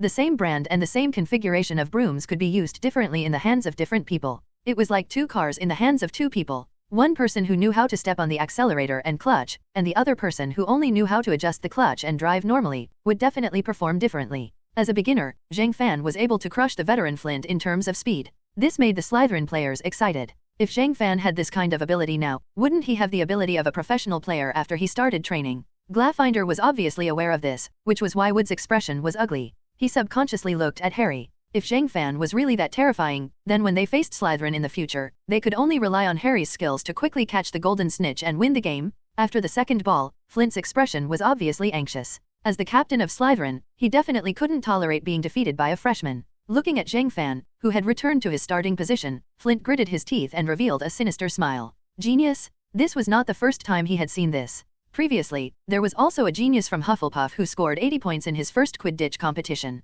But what happened after that? He could not help but think of the Hufflepuff student who was pushed off the broom and broke his leg, never daring to play Quidditch again. Thinking of this, he could not help but want to laugh. Even though Zhang Fan was a student of Slytherin, he was just an Asian monkey who had snuck in. There was no need for him to be treated as a real student of Slytherin. Looking at Zhang Fan's expressionless face, Flint gritted his teeth. Very well, Zhang Fan. Since you don't care about me, I'll let you know how I, Marcus Flint, became the captain of Quidditch. Snape sent out his third shot. After 2 beatings, Zhang Fan no longer had any expectations for Flint's skills. She rushed over with her broom. At this moment, a red circle suddenly appeared above Flint's head. At the same time, the white light outside the circle began to count down. Was he being targeted? Zhang Fan was a little surprised. The circle of light was definitely not a magic spell. Otherwise, the countdown would not be so slow. If that was the case, Zhang Fan sneered at Flint. It looked like he was going to give up on the ball and knock her down from the air. Seeing that Zhang Fan was already flying over, Flint did not hesitate to rush over with his broom. Just as Zhang Fan had predicted, he did not care about the ghost fly at all. Instead, he rushed straight at Zhang Fan. His broom handle was aimed directly at Zhang Fan. He was going to knock her down with the broom handle. On the field, Snape frowned slightly. The Slytherin students gasped. As Flint's old teammates, they understood Flint's tactics all too well. He was obviously going to knock someone down. How crazy was Flint to do something so outrageous in front of Snape? However, this also proved that Flint had no way of defending against Zhang Fan's 2 attacks just now. At the entrance of the field, the Gryffindors were already screaming, "He's crazy." Under the watchful eyes of the crowd, Zhang Fan looked at the approaching Flint and gently pulled the broom to the left. Seeing Zhang Fan's movements, Flint's smile grew wider. Zhang Fan's movement was completely within his expectations. Anyone who was knocked down in the air would definitely react the same way. However, they did not think that turning to the side would make it easier to knock them down. Flint suddenly sped up, as if he could already see Zhang Fan lying in the school hospital. Then, he felt a sharp pain in his face. He floated up. Then, he plummeted to the ground. On the ground, the red-haired twins could not help but curse, F***ck. That's F***ing possible. In that split second, Zhang Fan had actually used the inertia of the deflected broom to accurately calculate the distance between them. Then, the broom's tail smashed right into Flint's face. Like a kite with a broken string, Flint was sent flying through the air by Zhang Fan's broom. He flew quite a distance before falling to the ground. I used to think that Flint was a hooligan, but today I understand. Our new captain is the real hooligan fighter, Darian muttered. I have a feeling that we're going to make electric Quidditch this year, someone else said. Higgins, the ball hunter, laughed awkwardly. With Captain Zhang here, I feel like it doesn't matter if I can catch the golden snitch or not. Wood, the Gryffindor captain's face darkened. It's over. Slytherin really has a beast this year. Zhang Fan landed steadily on the ground and looked at Flint, who was being caught by Snape not far away. Flint, do you know the difference between humans and monkeys? 11. Flint looked at Zhang Fan in horror. His brain had completely stopped working. The difference is, we humans know how to use tools. Zhang Fan tapped the broom with his finger. Monkeys, on the other hand, only know how to use your hands and feet, right, monkey? When they returned from the Quidditch stadium, it was already afternoon.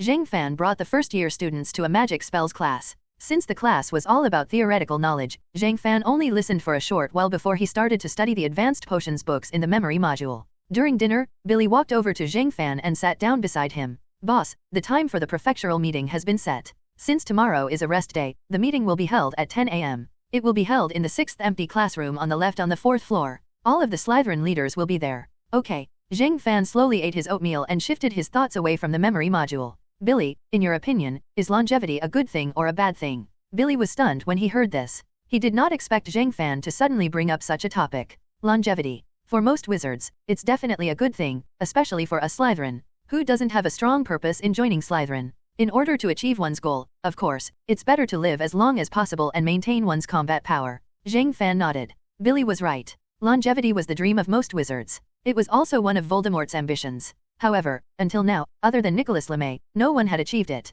The Philosopher's Stone. How magical was it? Zhang Fan helplessly realized that he was starting to be interested in it, just like Voldemort. However, this was also human nature. After realizing such a magical and interesting thing, who could ignore it? Only an old man like Dumbledore, who had no desires, and an idiotic brat like Harry Potter. Zhang Fan finished his oatmeal in one gulp and stood up. He had made up his mind. When Voldemort went to the 4th floor to snatch the Philosopher's Stone, he would follow him. As soon as the Philosopher's Stone appeared, he would use the phase shift module to snatch it away. There was only one flaw in this plan, and that was Dumbledore's surveillance. In the original book, when Harry and Voldemort were fighting for the Philosopher's Stone, Dumbledore went to London alone. However, Zhang Fan did not believe that the old man was hiding somewhere to watch the show. It wasn't easy to avoid his surveillance. The phase shift module wasn't enough. He needed something else. Thinking of this, Zhang Fan opened the module purchase list. When he clicked on it, he suddenly remembered that he had forgotten to do something.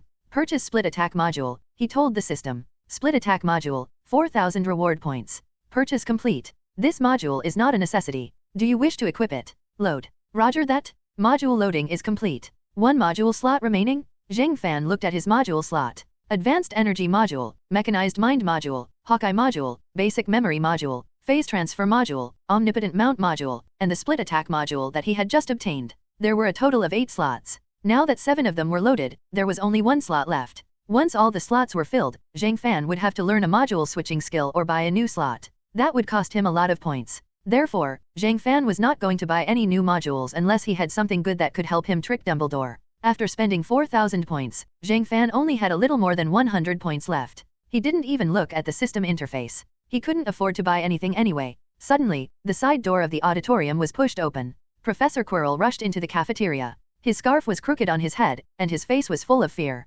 Everyone stared at him. He walked to Dumbledore's chair and leaned on the table. He gasped for breath and said, "Troll. In the underground classroom. I thought you would know." After that, he fell to the floor and fainted. The cafeteria was suddenly in chaos. Dumbledore had to use his wand to make a few ear-piercing explosions before everyone quieted down.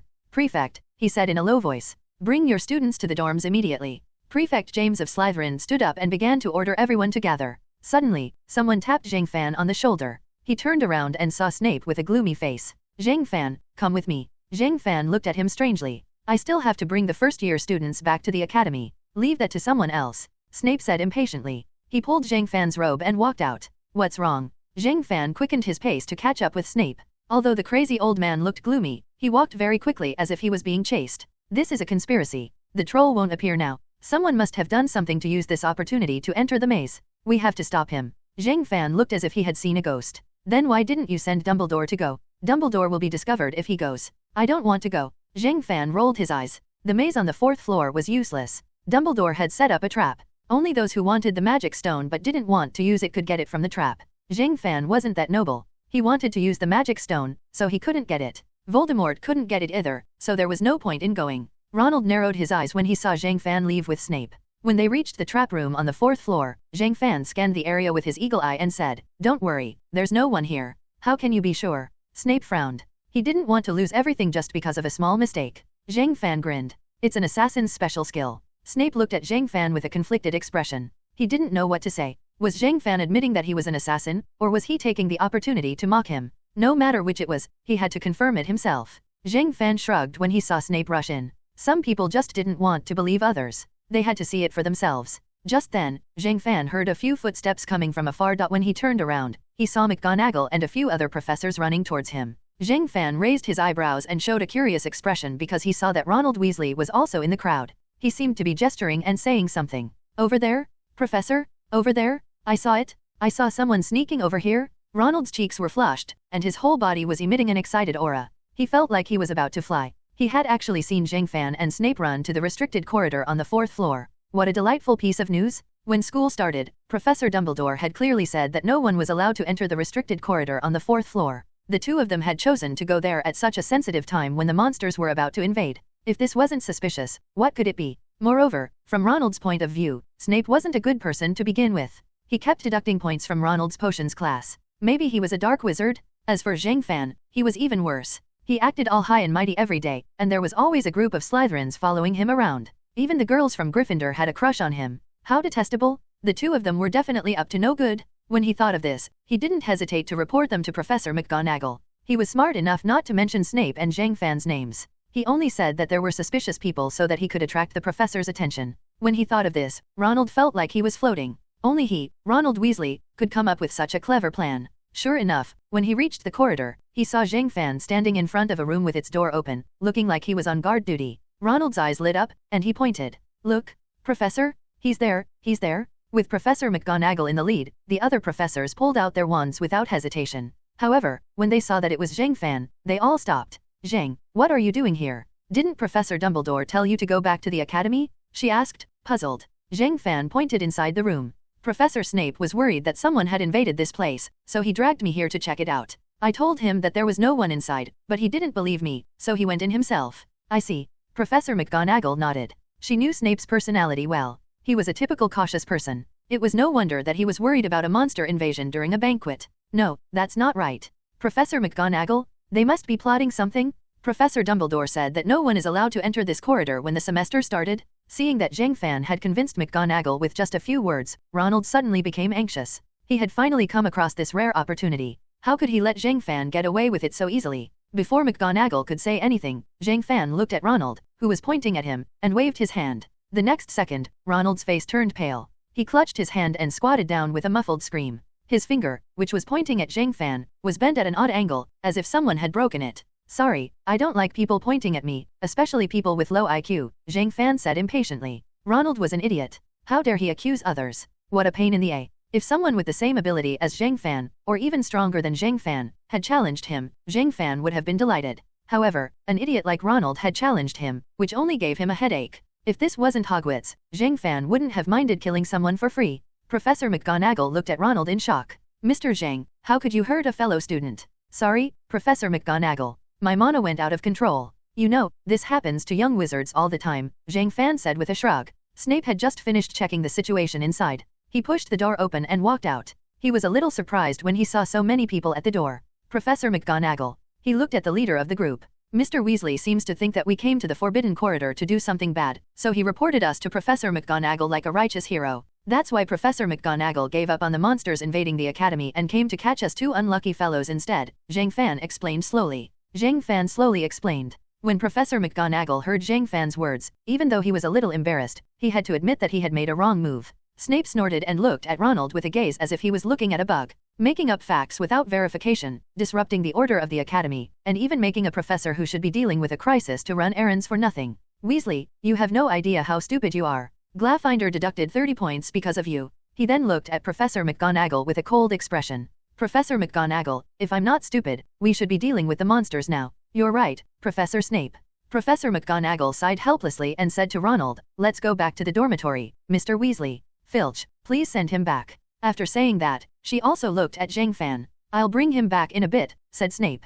McGonagall nodded. Ronald's face turned pale. He had been deducted 30 points. What did 30 points mean? Gryffindor's school championship competition this year might be completely ruined because of these 30 points. He didn't dare to imagine how his classmates would treat him when they found out about this. Professor McGonagall, there's something wrong with the two of them? Otherwise, who would come to the Forbidden Zone at this time? He shouted, unwilling to give up. Lee's good. A few professors and Zhang Fan who were walking away turned around to look at him. Professor McGonagall looked at him with pity. When the Forbidden Zone's defense system was being built, Professor Snape and Mr. Zhang were involved. Do you understand now, Mr. Weasley? Ronald's jaw dropped as he watched them walk away, dumbfounded. Where did the headmaster go? Snape asked as he followed the professors to the back door of the castle, where the monsters had invaded. Dumbledore went to check the magic barrier. Dumbledore went to check on the Academy's defensive barrier. The invasion of the trolls this time is indeed a little strange. Logically speaking, the trolls shouldn't be able to enter Hogwarts with such strong defenses. That's why I was so nervous when Mr. Weasley said that someone went to the 4th floor.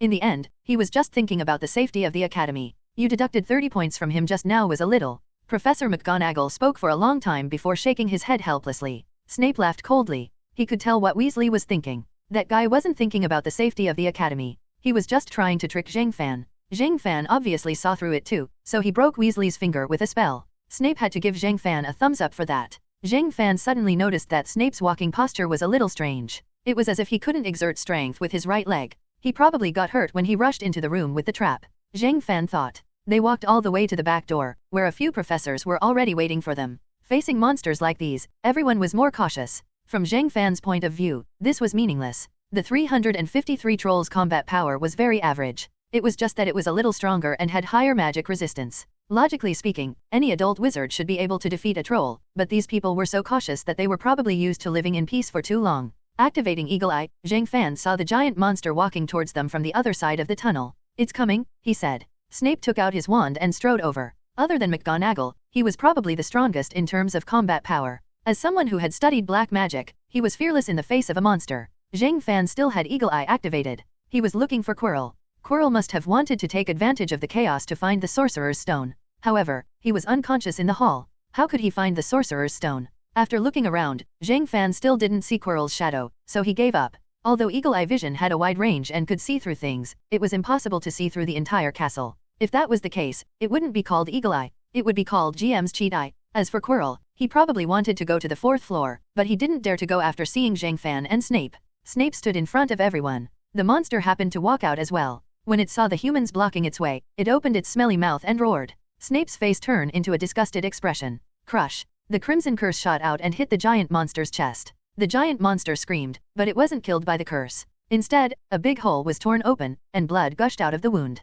The surrounding professors were in awe of the power of Snape's spell. One had to know that monsters were similar to giants in that they had skin that was highly resistant to magic spells. Snape's spell was able to create such a large wound. There was no doubt that he was an advanced wizard. The troll went berserk after receiving such a huge amount of damage. It swung the thick and huge mace in its hand at Snape. Snape snorted coldly. You're so slow. Who are you trying to hit? He moved his feet and easily dodged the attack. However, the moment he shifted his weight to his right foot, his face turned pale and cold sweat broke out on his forehead. The professors screamed when they saw Snape stop in his tracks. McGonagall pulled out her wand without hesitation. Before she could, Zhang Fan had already pointed his wand at the monster. Obstacles. Following a flash of light from the tip of the wand, an invisible wall appeared between the troll and Snape. The troll was knocked back a few steps by the impact of the wand. Zhang Fan shrugged as the professors stared at him in shock. I'm too weak to use spells to hurt the monster. I can only use a hindrance spell to block it. Professor Sprout opened his mouth. A hindrance spell that can knock the monster back. Mr. Zhang, you really scared me.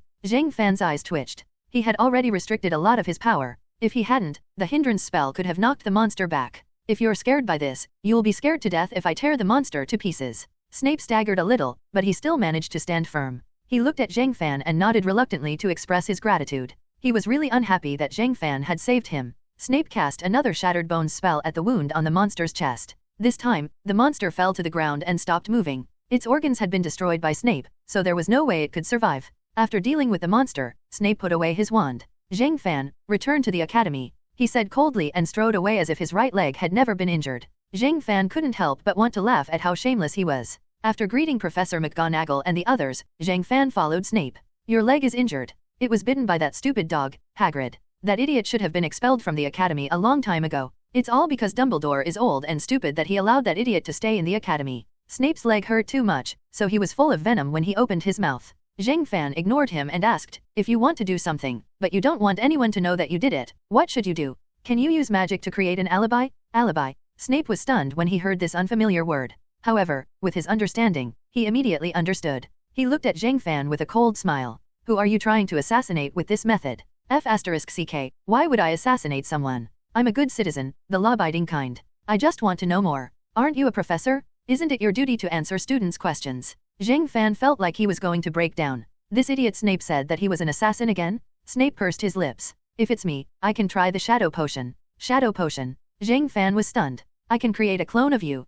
Other than the fact that it's slower and doesn't have magic, everything else is similar to you. Zhang Fan didn't wake up early on his day off. When he opened his eyes at 9 o'clock, the sun was already shining in. After washing up, Zhang Fan put on a black robe and strolled to the common room. He curled up on the sofa like a slime. Feeling the soft touch on his back, Zhang Fan hummed comfortably. Although he had washed his face, he still felt sleepy. He leaned against the back of the sofa and looked up at the transparent ceiling. Slytherin's common room was built under the lake outside the castle, so when he looked up, he could often see beautiful fish swimming by. Zhang Fan often liked to sit here and watch the fish. When he looked up, he saw a huge hand resting on the ceiling. Zhang Fan. It seemed that he was unlucky to see this giant octopus early in the morning. It was said that this octopus had a high IQ. It often liked to drag people who were crossing the lake into the water to play with, then send them back to the boat unharmed. Thinking about it carefully, this was what a stupid octopus looked like. Zhang Fan helplessly covered his face with his hands. At this time, a figure came in through the door. It was Billy. He held a large glass of milk in one hand and a paper bag in the other.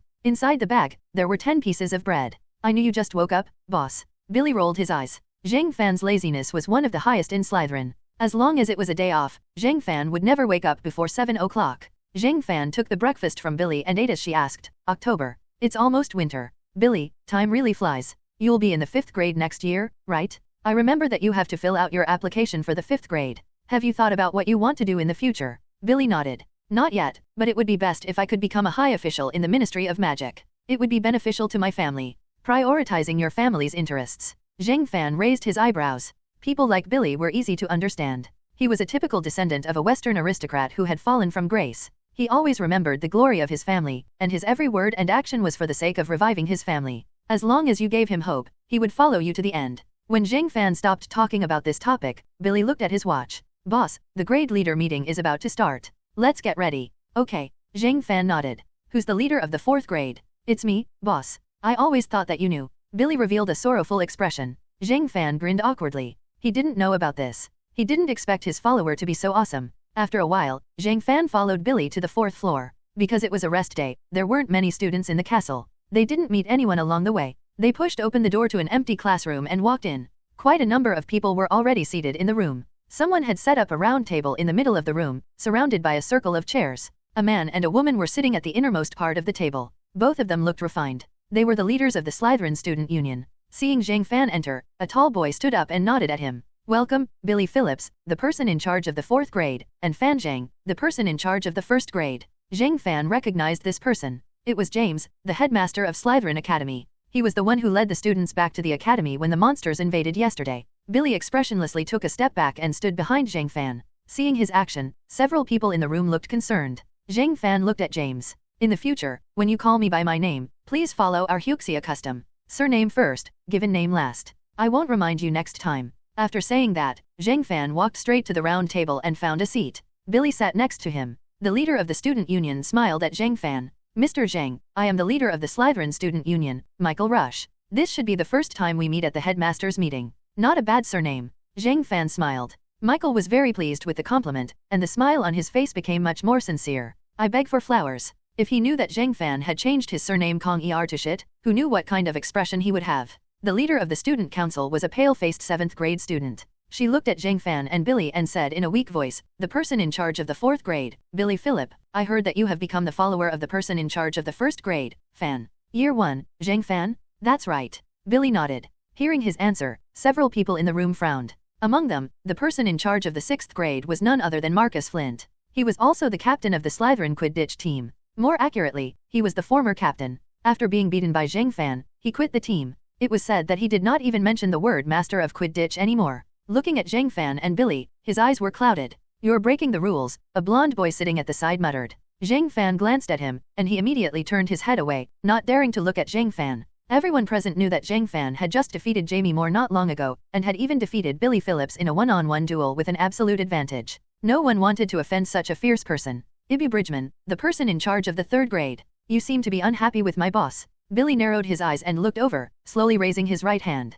Zhang Fan knew this movement. There was a small mechanism in Billy's sleeve. When he opened his hand, the magic wand would naturally slide into his hand. Relying on this thing, Billy's attack speed was much faster than the average wizard. The person in charge of the 3rd grade, Ibyo, who was called out, crossed his arms, lowered his head, and did not say a word. In this atmosphere that could not be described as good, James, the headmaster, coughed and stood up. "If there are no problems, then the headmaster's meeting will now begin. Dividing line equals dividing line equals Slytherin division leader meeting." Since the founding of the school, Slytherin had its own system. In the other 3 academies, the only people with positions were the heads of the 5th grade and the heads of the 7th grade. However, Slytherin was different. In order to encourage internal competition among the students, Slytherin's authority was very detailed. Every year had its own leader, and the leaders of these 7 years were under the jurisdiction of the head of the academy. The leader of the head of the academy was the leader of the student council. There were 11 people sitting around the round table. The innermost seat was occupied by the heads of the student council and the male and female student union.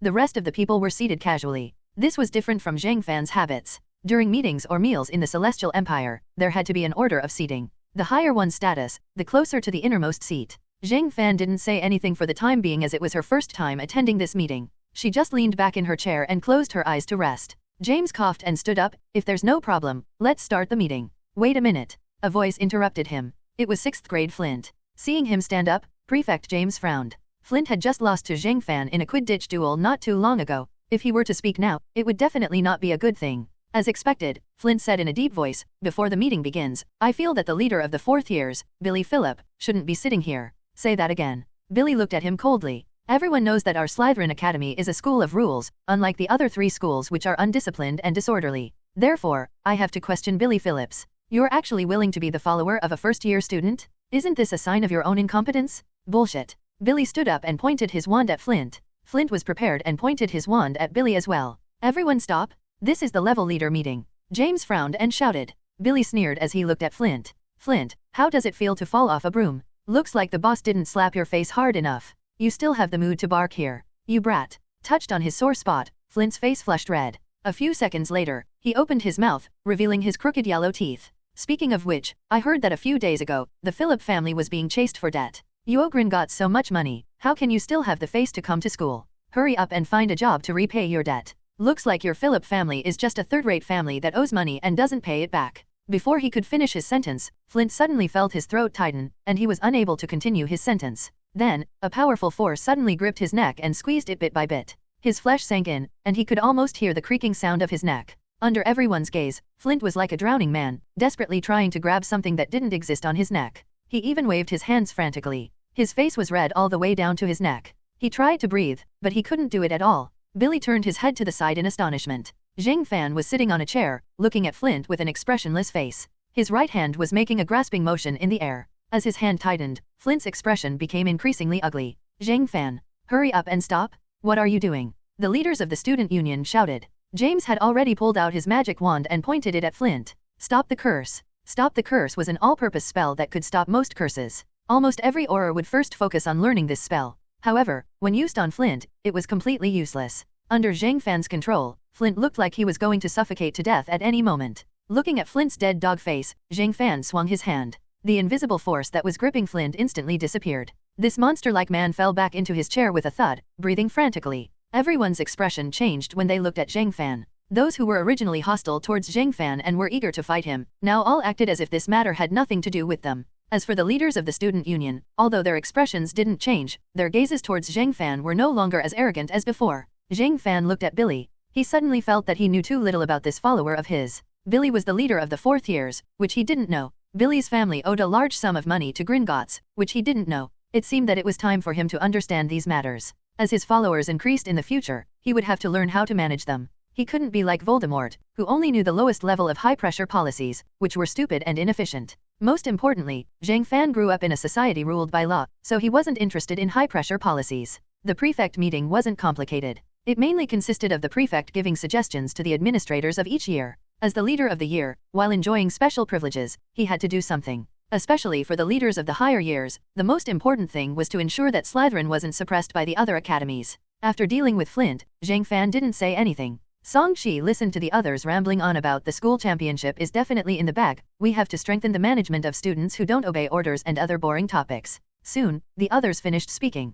Prefect James looked at Zhang Fan 1.6. Mr. Zhang, do you have any questions? Zhang Fan raised his eyelids and looked at everyone present. He slowly stood up and looked towards the innermost direction. The leader of the student union, what's your name again?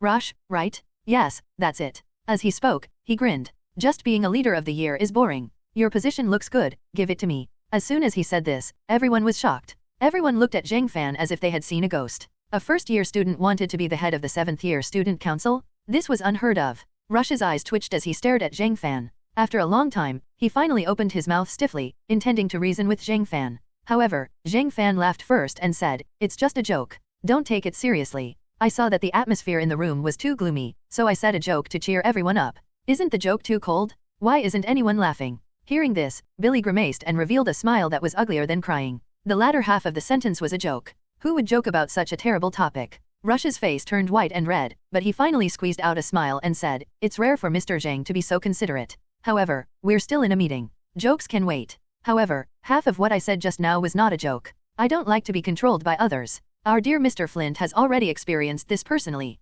Therefore, I would like to trouble the 14th leader of the student council and the 2 leaders to not give me any orders. If there's nothing, please don't give me any orders. Zhang Fan leaned back in his chair and said slowly. Rush frowned, and the leader James' expression did not look too good. Billy could not help but give Zhang Fan a look of admiration. The boss was indeed the boss. Who else could say such bold words? No way. Flint stood up abruptly and said, Mr. Rush? Mr. James? This person's thinking is seriously problematic. We must make him understand the rules of Slytherin. Remove him from his position as the year leader. Kick him out of the Quidditch team? Hearing this, not only James, but even Rush gave him a speechless look. His position was not given by anyone. It was earned by himself. You want to remove him? You want to kick him out? Do you think you're Dumbledore? James ignored Flint's shout and said in a low voice, Zhang, we will consider your request. At the next meeting of the leaders. Let's decide today. Otherwise, it'll be troublesome. Zhang Fan interrupted him. He narrowed his eyes and looked at the heads of the student council, as well as the leaders. If Zhang Fan was an ordinary first-year student, he would have gone overboard and made a lot of enemies for himself. However, he was not. As a man whose strength was comparable to a top-tier wizard, Zhang Fan's eyes would not stop at Hogwarts. Even if he could not conquer the world, he would at least be more powerful than Voldemort. To achieve this goal, Zhang Fan needed his own forces. The powerful students of Slytherin were the best choice. They were easy to nurture and subdue. In the future, their families would also be of help to him. Therefore, he did not say these words on a whim. He had already made up his mind when he asked Billy when the meeting would be held. He was going to unify Slytherin in this level leader meeting.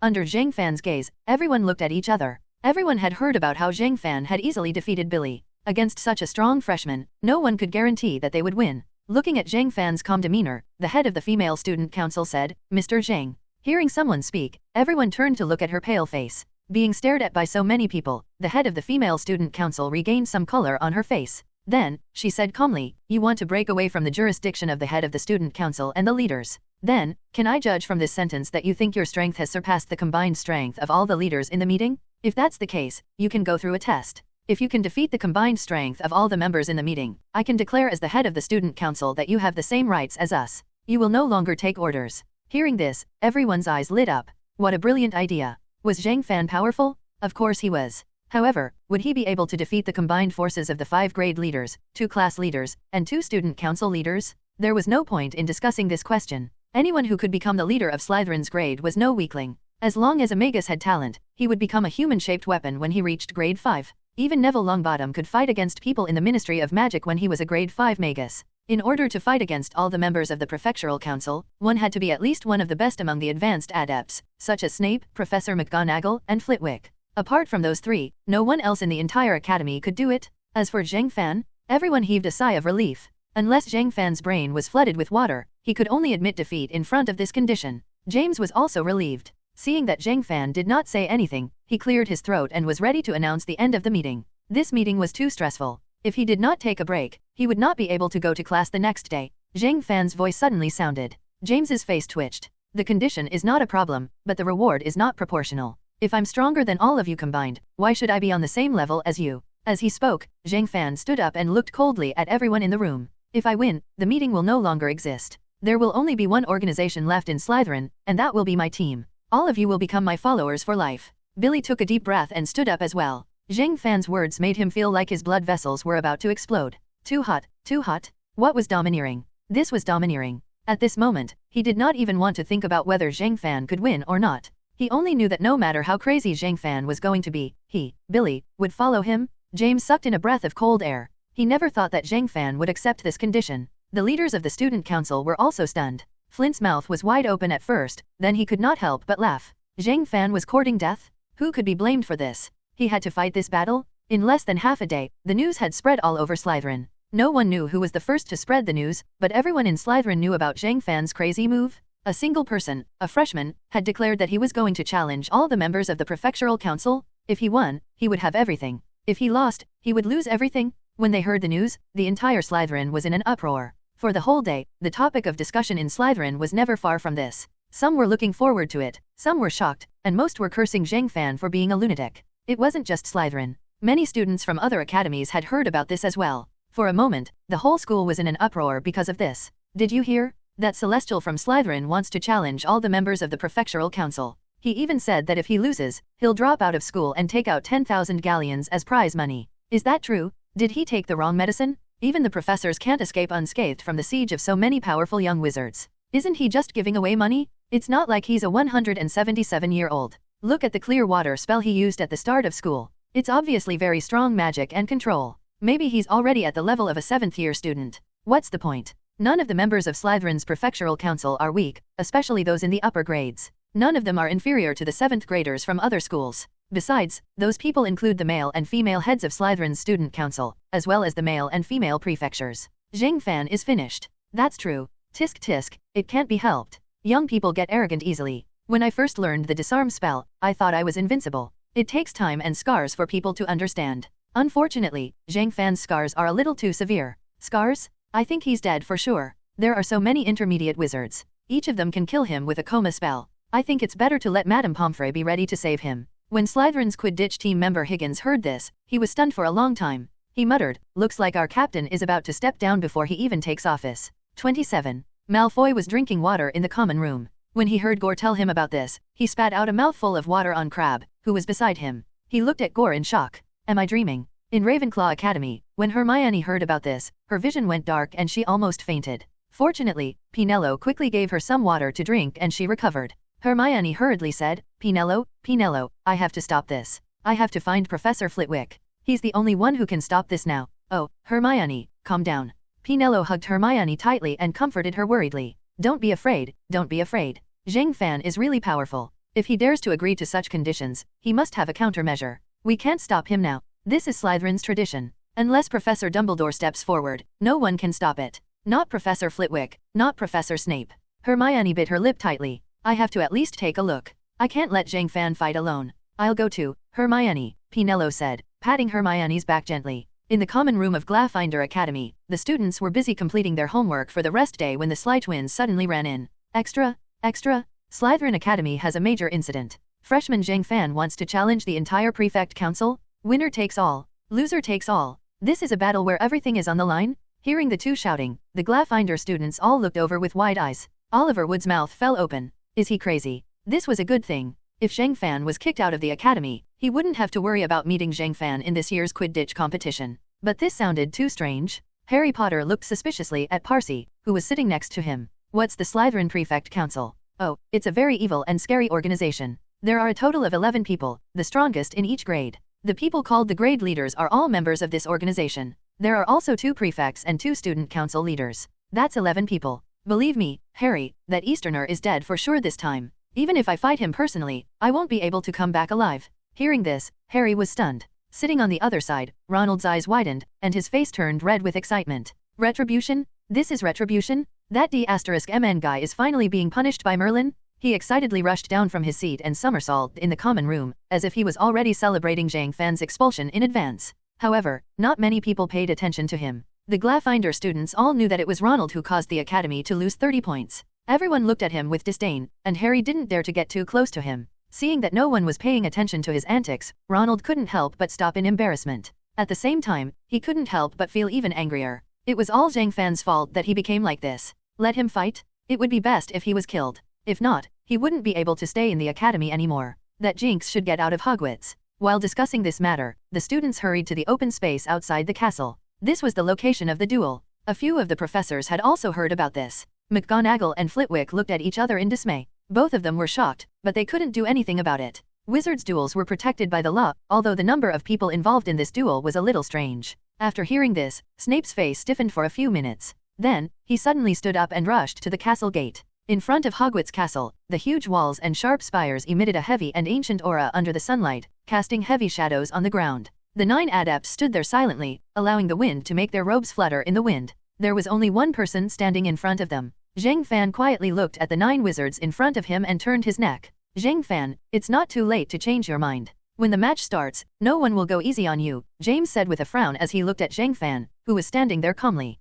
It's good that they won't go easy on me. I like it when they don't go easy on me. Awesome? Zhang Fan nodded and exclaimed in admiration. James nodded. Since Zhang Fan had put it this way, he had nothing else to say. There was no way he would lose. Wizards were a profession that specialized in group battles. No one could win a one-on-one battle unless they were at the top of the wizarding world. Even if Zhang Fan had the strength of an adult wizard, she would not be able to win today. At that moment, hundreds of students ran out of the castle and surrounded the field. Hermione looked at Zhang Fan from afar, who was standing opposite the 9 people, and clenched his fists. The members of the Slytherin Quidditch team had all arrived and were watching Zhang Fan from outside the field. Although Zhang Fan hadn't officially become their captain, they hoped that he would win. They hoped that Zhang Fan could lead Slytherin to victory with his superb Quidditch skills. As a player, nothing made them happier than winning a match. Harry stared blankly at the 10 people in the field. There were supposed to be 11 of them, but as the leader of the 4th grade, Billy refused to fight with Zhang Fan. The other 9 people also refused to help Zhang Fan, so Billy had no choice but to stand outside the field and watch the match. Harry felt a little conflicted. Logically speaking, he should have condemned Zhang Fan for his friend Ronald. However, when he thought of Zhang Fan's expression when he said that he had the gift of flying, Harry felt that he didn't want to say anything bad about Zhang Fan. Ronald stood beside him and cheered for the members of the Slytherin Head Council like he was the student of Slytherin. At that moment, a commotion came from the castle gate. Everyone looked over. A man in a black robe, or more accurately, a man in a long black robe, walked out with large strides. He frowned and looked at the 10 people in the field with a cold gaze. It was Snape. He quickly walked into the field and looked back and forth a few times. No killing. I repeat, absolutely no killing. His gaze was fixed on Zhang Fan as he emphasized this sentence. In everyone's opinion, Snape's words were obviously meant for the 9 people in the prefectural assembly. Many people's impression of Snape improved significantly. It seemed that he was a pretty good dean. He was willing to protect a student like Zhang Fan, who had a death wish. He had a conscience as a wizard. Hermione looked grateful, and the Slytherin Quidditch team heaved a sigh of relief. As long as Zhang Fan didn't die, everything else was easy.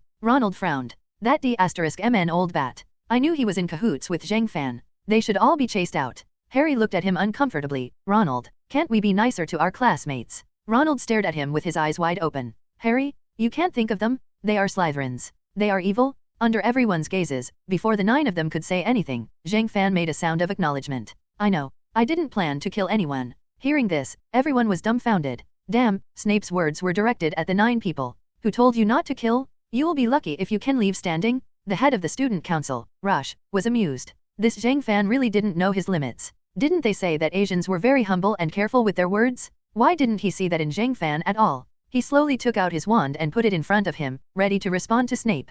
Actually, he didn't really want to kill Zhang Fan. They were all wizards who lived in peaceful times, and didn't have the guts of those who participated in the First Great Wizard War. Then, he was surprised to see Snape nod after hearing Zhang Fan's reply, and walk out of the field. He watched Snape walk out of the field with a face full of disbelief. Professor Snape's words were really directed at Zhang Fan? How was that possible? Lu Zhou blinked and thought about it for a moment before he realized what was going on. Professor Snape probably only came over to give him an order and didn't expect to get an answer from him. Zhang Fan just happened to come over, and it had nothing to do with whether Lu Zhou answered or not. Flowers. Once he figured this out, he relaxed and focused on Zhang Fan. Even if this was an unfair match, even if victory was already in his grasp, he wouldn't underestimate his opponent. It was because of this personality that Snape chose him to be the leader of the boys' student council. Seeing that Rush was about to salute, Zhang Fan waved his hand and said, "Let's not bother with the formalities. It's a waste of time. Let's start the fight. I want to see what level Slytherin's prefectural leaders are at." Saying this, Zhang Fan took out his black wand from his pocket.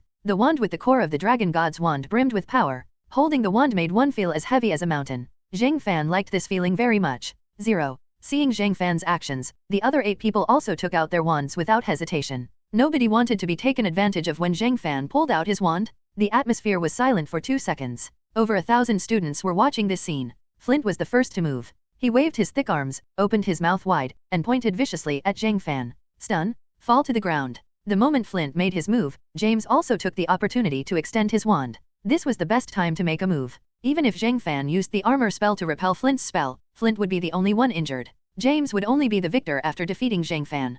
Petrify. Remove your weapons. Obstruct. None of the people who were able to join the council were weak. In an instant, countless magic spells were shot at Zhang Fan like arrows. Rush released a disarm spell, then let out a sigh of relief. He should have won, right? There were so many magic spells. Under everyone's gaze, Zhang Fan slowly raised his left hand, which wasn't holding his wand. Then, he lightly swung the sleeve of his wide cloak. 9 magic spells, without exception, all disappeared into the air. Everyone was shocked. F***ck. What just happened? Zhang Fan just waved her hand and all 9 people's curses were broken. What kind of joke is this? The students were thrown into chaos. Even the calmest of them could not help but curse out loud. This was beyond common sense. Professor McGonagall covered his mouth in shock. "Oh my god, am I dreaming?" Professor Flitwick was stunned. He screamed, "It's magic?" She released a huge amount of magic from her body? That's the only way to block so many curses at once? But this was too shocking. Even an adult wizard could not release so much mana. Could it be that Zhang Fan had used up all her energy just to block one attack? 007. Snape's face twitched. Although he knew Zhang Fan's identity was not simple and her combat power was terrifying, he did not expect her to be this powerful. He had always thought that Zhang Fan was a wizard who was good at assassination and had limited magic. He did not expect that his understanding would be overturned in an instant. Under countless shocked gazes, Zhang Fan slowly lowered her hand and smiled at the 9 people who were staring at her with their mouths agape. "You don't have enough strength. Could it be that everyone is taking care of me and going easy on me?" Williams's face turned green. "Go easy on me? Go easy on me?" He did not know about the others, but at the very least, he had used all of his strength to cast that curse. He had used all of his strength, so how could it be destroyed by Zhang Fan with just a flick of her sleeve? "Are your sleeves made of diamond?" He subconsciously looked at Rush, who was also looking at him. Their hearts sank when they saw each other's expressions. They had used all their strength. They were the 2 strongest among the 9 people. If they had used all their strength, it would not make much of a difference whether the others used all their strength or not. This Zhang Fan must be crazy? What kind of strength was that? Just then, the head of the female student union stared at Zhang Fan and said in a weak voice, "Don't panic.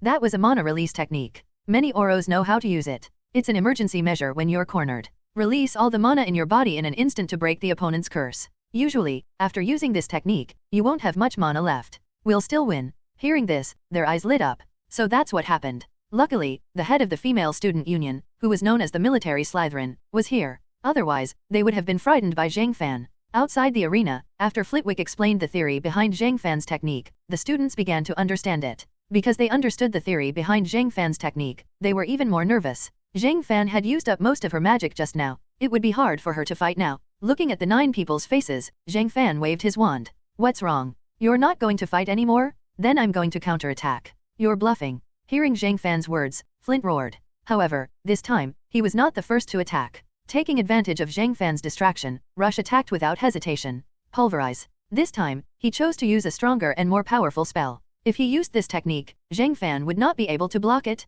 As for the possibility of this spell causing damage, if anyone were to mention this to Rush, he would definitely slap that person. Even 9 curses couldn't kill Zhang Fan, and you're telling me that a smashed body and bones could kill him? Under Rush's lead, the others hurriedly launched their curses. Zhang Fan shook his head. This time, he used his wand. Like a conductor conducting an orchestra, he gently waved his wand up and down. Following his movements, the magic spells that were shot at him were dissolved in midair one by one. Only the spell that Rush had shot at him made him take it a little more seriously. As for the other spells, it was as easy as brushing away the spots in front of him with a brush. It was as easy as brushing away the spots in front of him. This time, everyone was dumbfounded. The members of the head council subconsciously looked at the female student president. "Didn't you just say that Zhang Fan's mana was definitely depleted? What was this?" The female student president was also dumbfounded. How is this possible? The other students all looked at Flitwick, hoping for an explanation. Didn't you just say that Zhang Fan's mana was depleted? Depleted my A? Depleted my A? Flitwick opened his mouth and stammered for a long time, but he still could not say anything.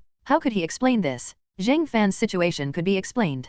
Zhang Fan had terrifying mana that far exceeded that of ordinary wizards. It could even be compared to top wizards like Professor McGonagall and Professor Snape. But how was this possible? A wizard's mana was closely related to their age. No matter how strong a freshman was, it was impossible to defeat an adult wizard. This was almost an iron rule. Who would have thought that someone could overturn this rule? Where did this guy's magic come from? But maybe it's some kind of special defense technology. I've heard of it in foreign countries before. Some people can break the opponent's curse according to the type of curse used by the opponent after studying it to a certain extent. But that requires a lot of observation and experience. I didn't expect Mr. Zhang to be able to do it. Hearing this, even Zhang Fan looked over in shock. It was Quirrell who had spoken. What was wrong with this guy? Shouldn't he be hoping that someone would suspect him and kill him? Because the weekend is over and I have to go to work tomorrow, the update may be a little slower. However, I will try my best to maintain the fourth update. If I really can't do it, then there's nothing I can do. I hope everyone can understand. Also, I would like to request for an automatic subscription. Automatic subscription can stabilize the book's results and allow me, the unlicensed driver, to feel more at ease when I write my story. Thank you very much, everyone.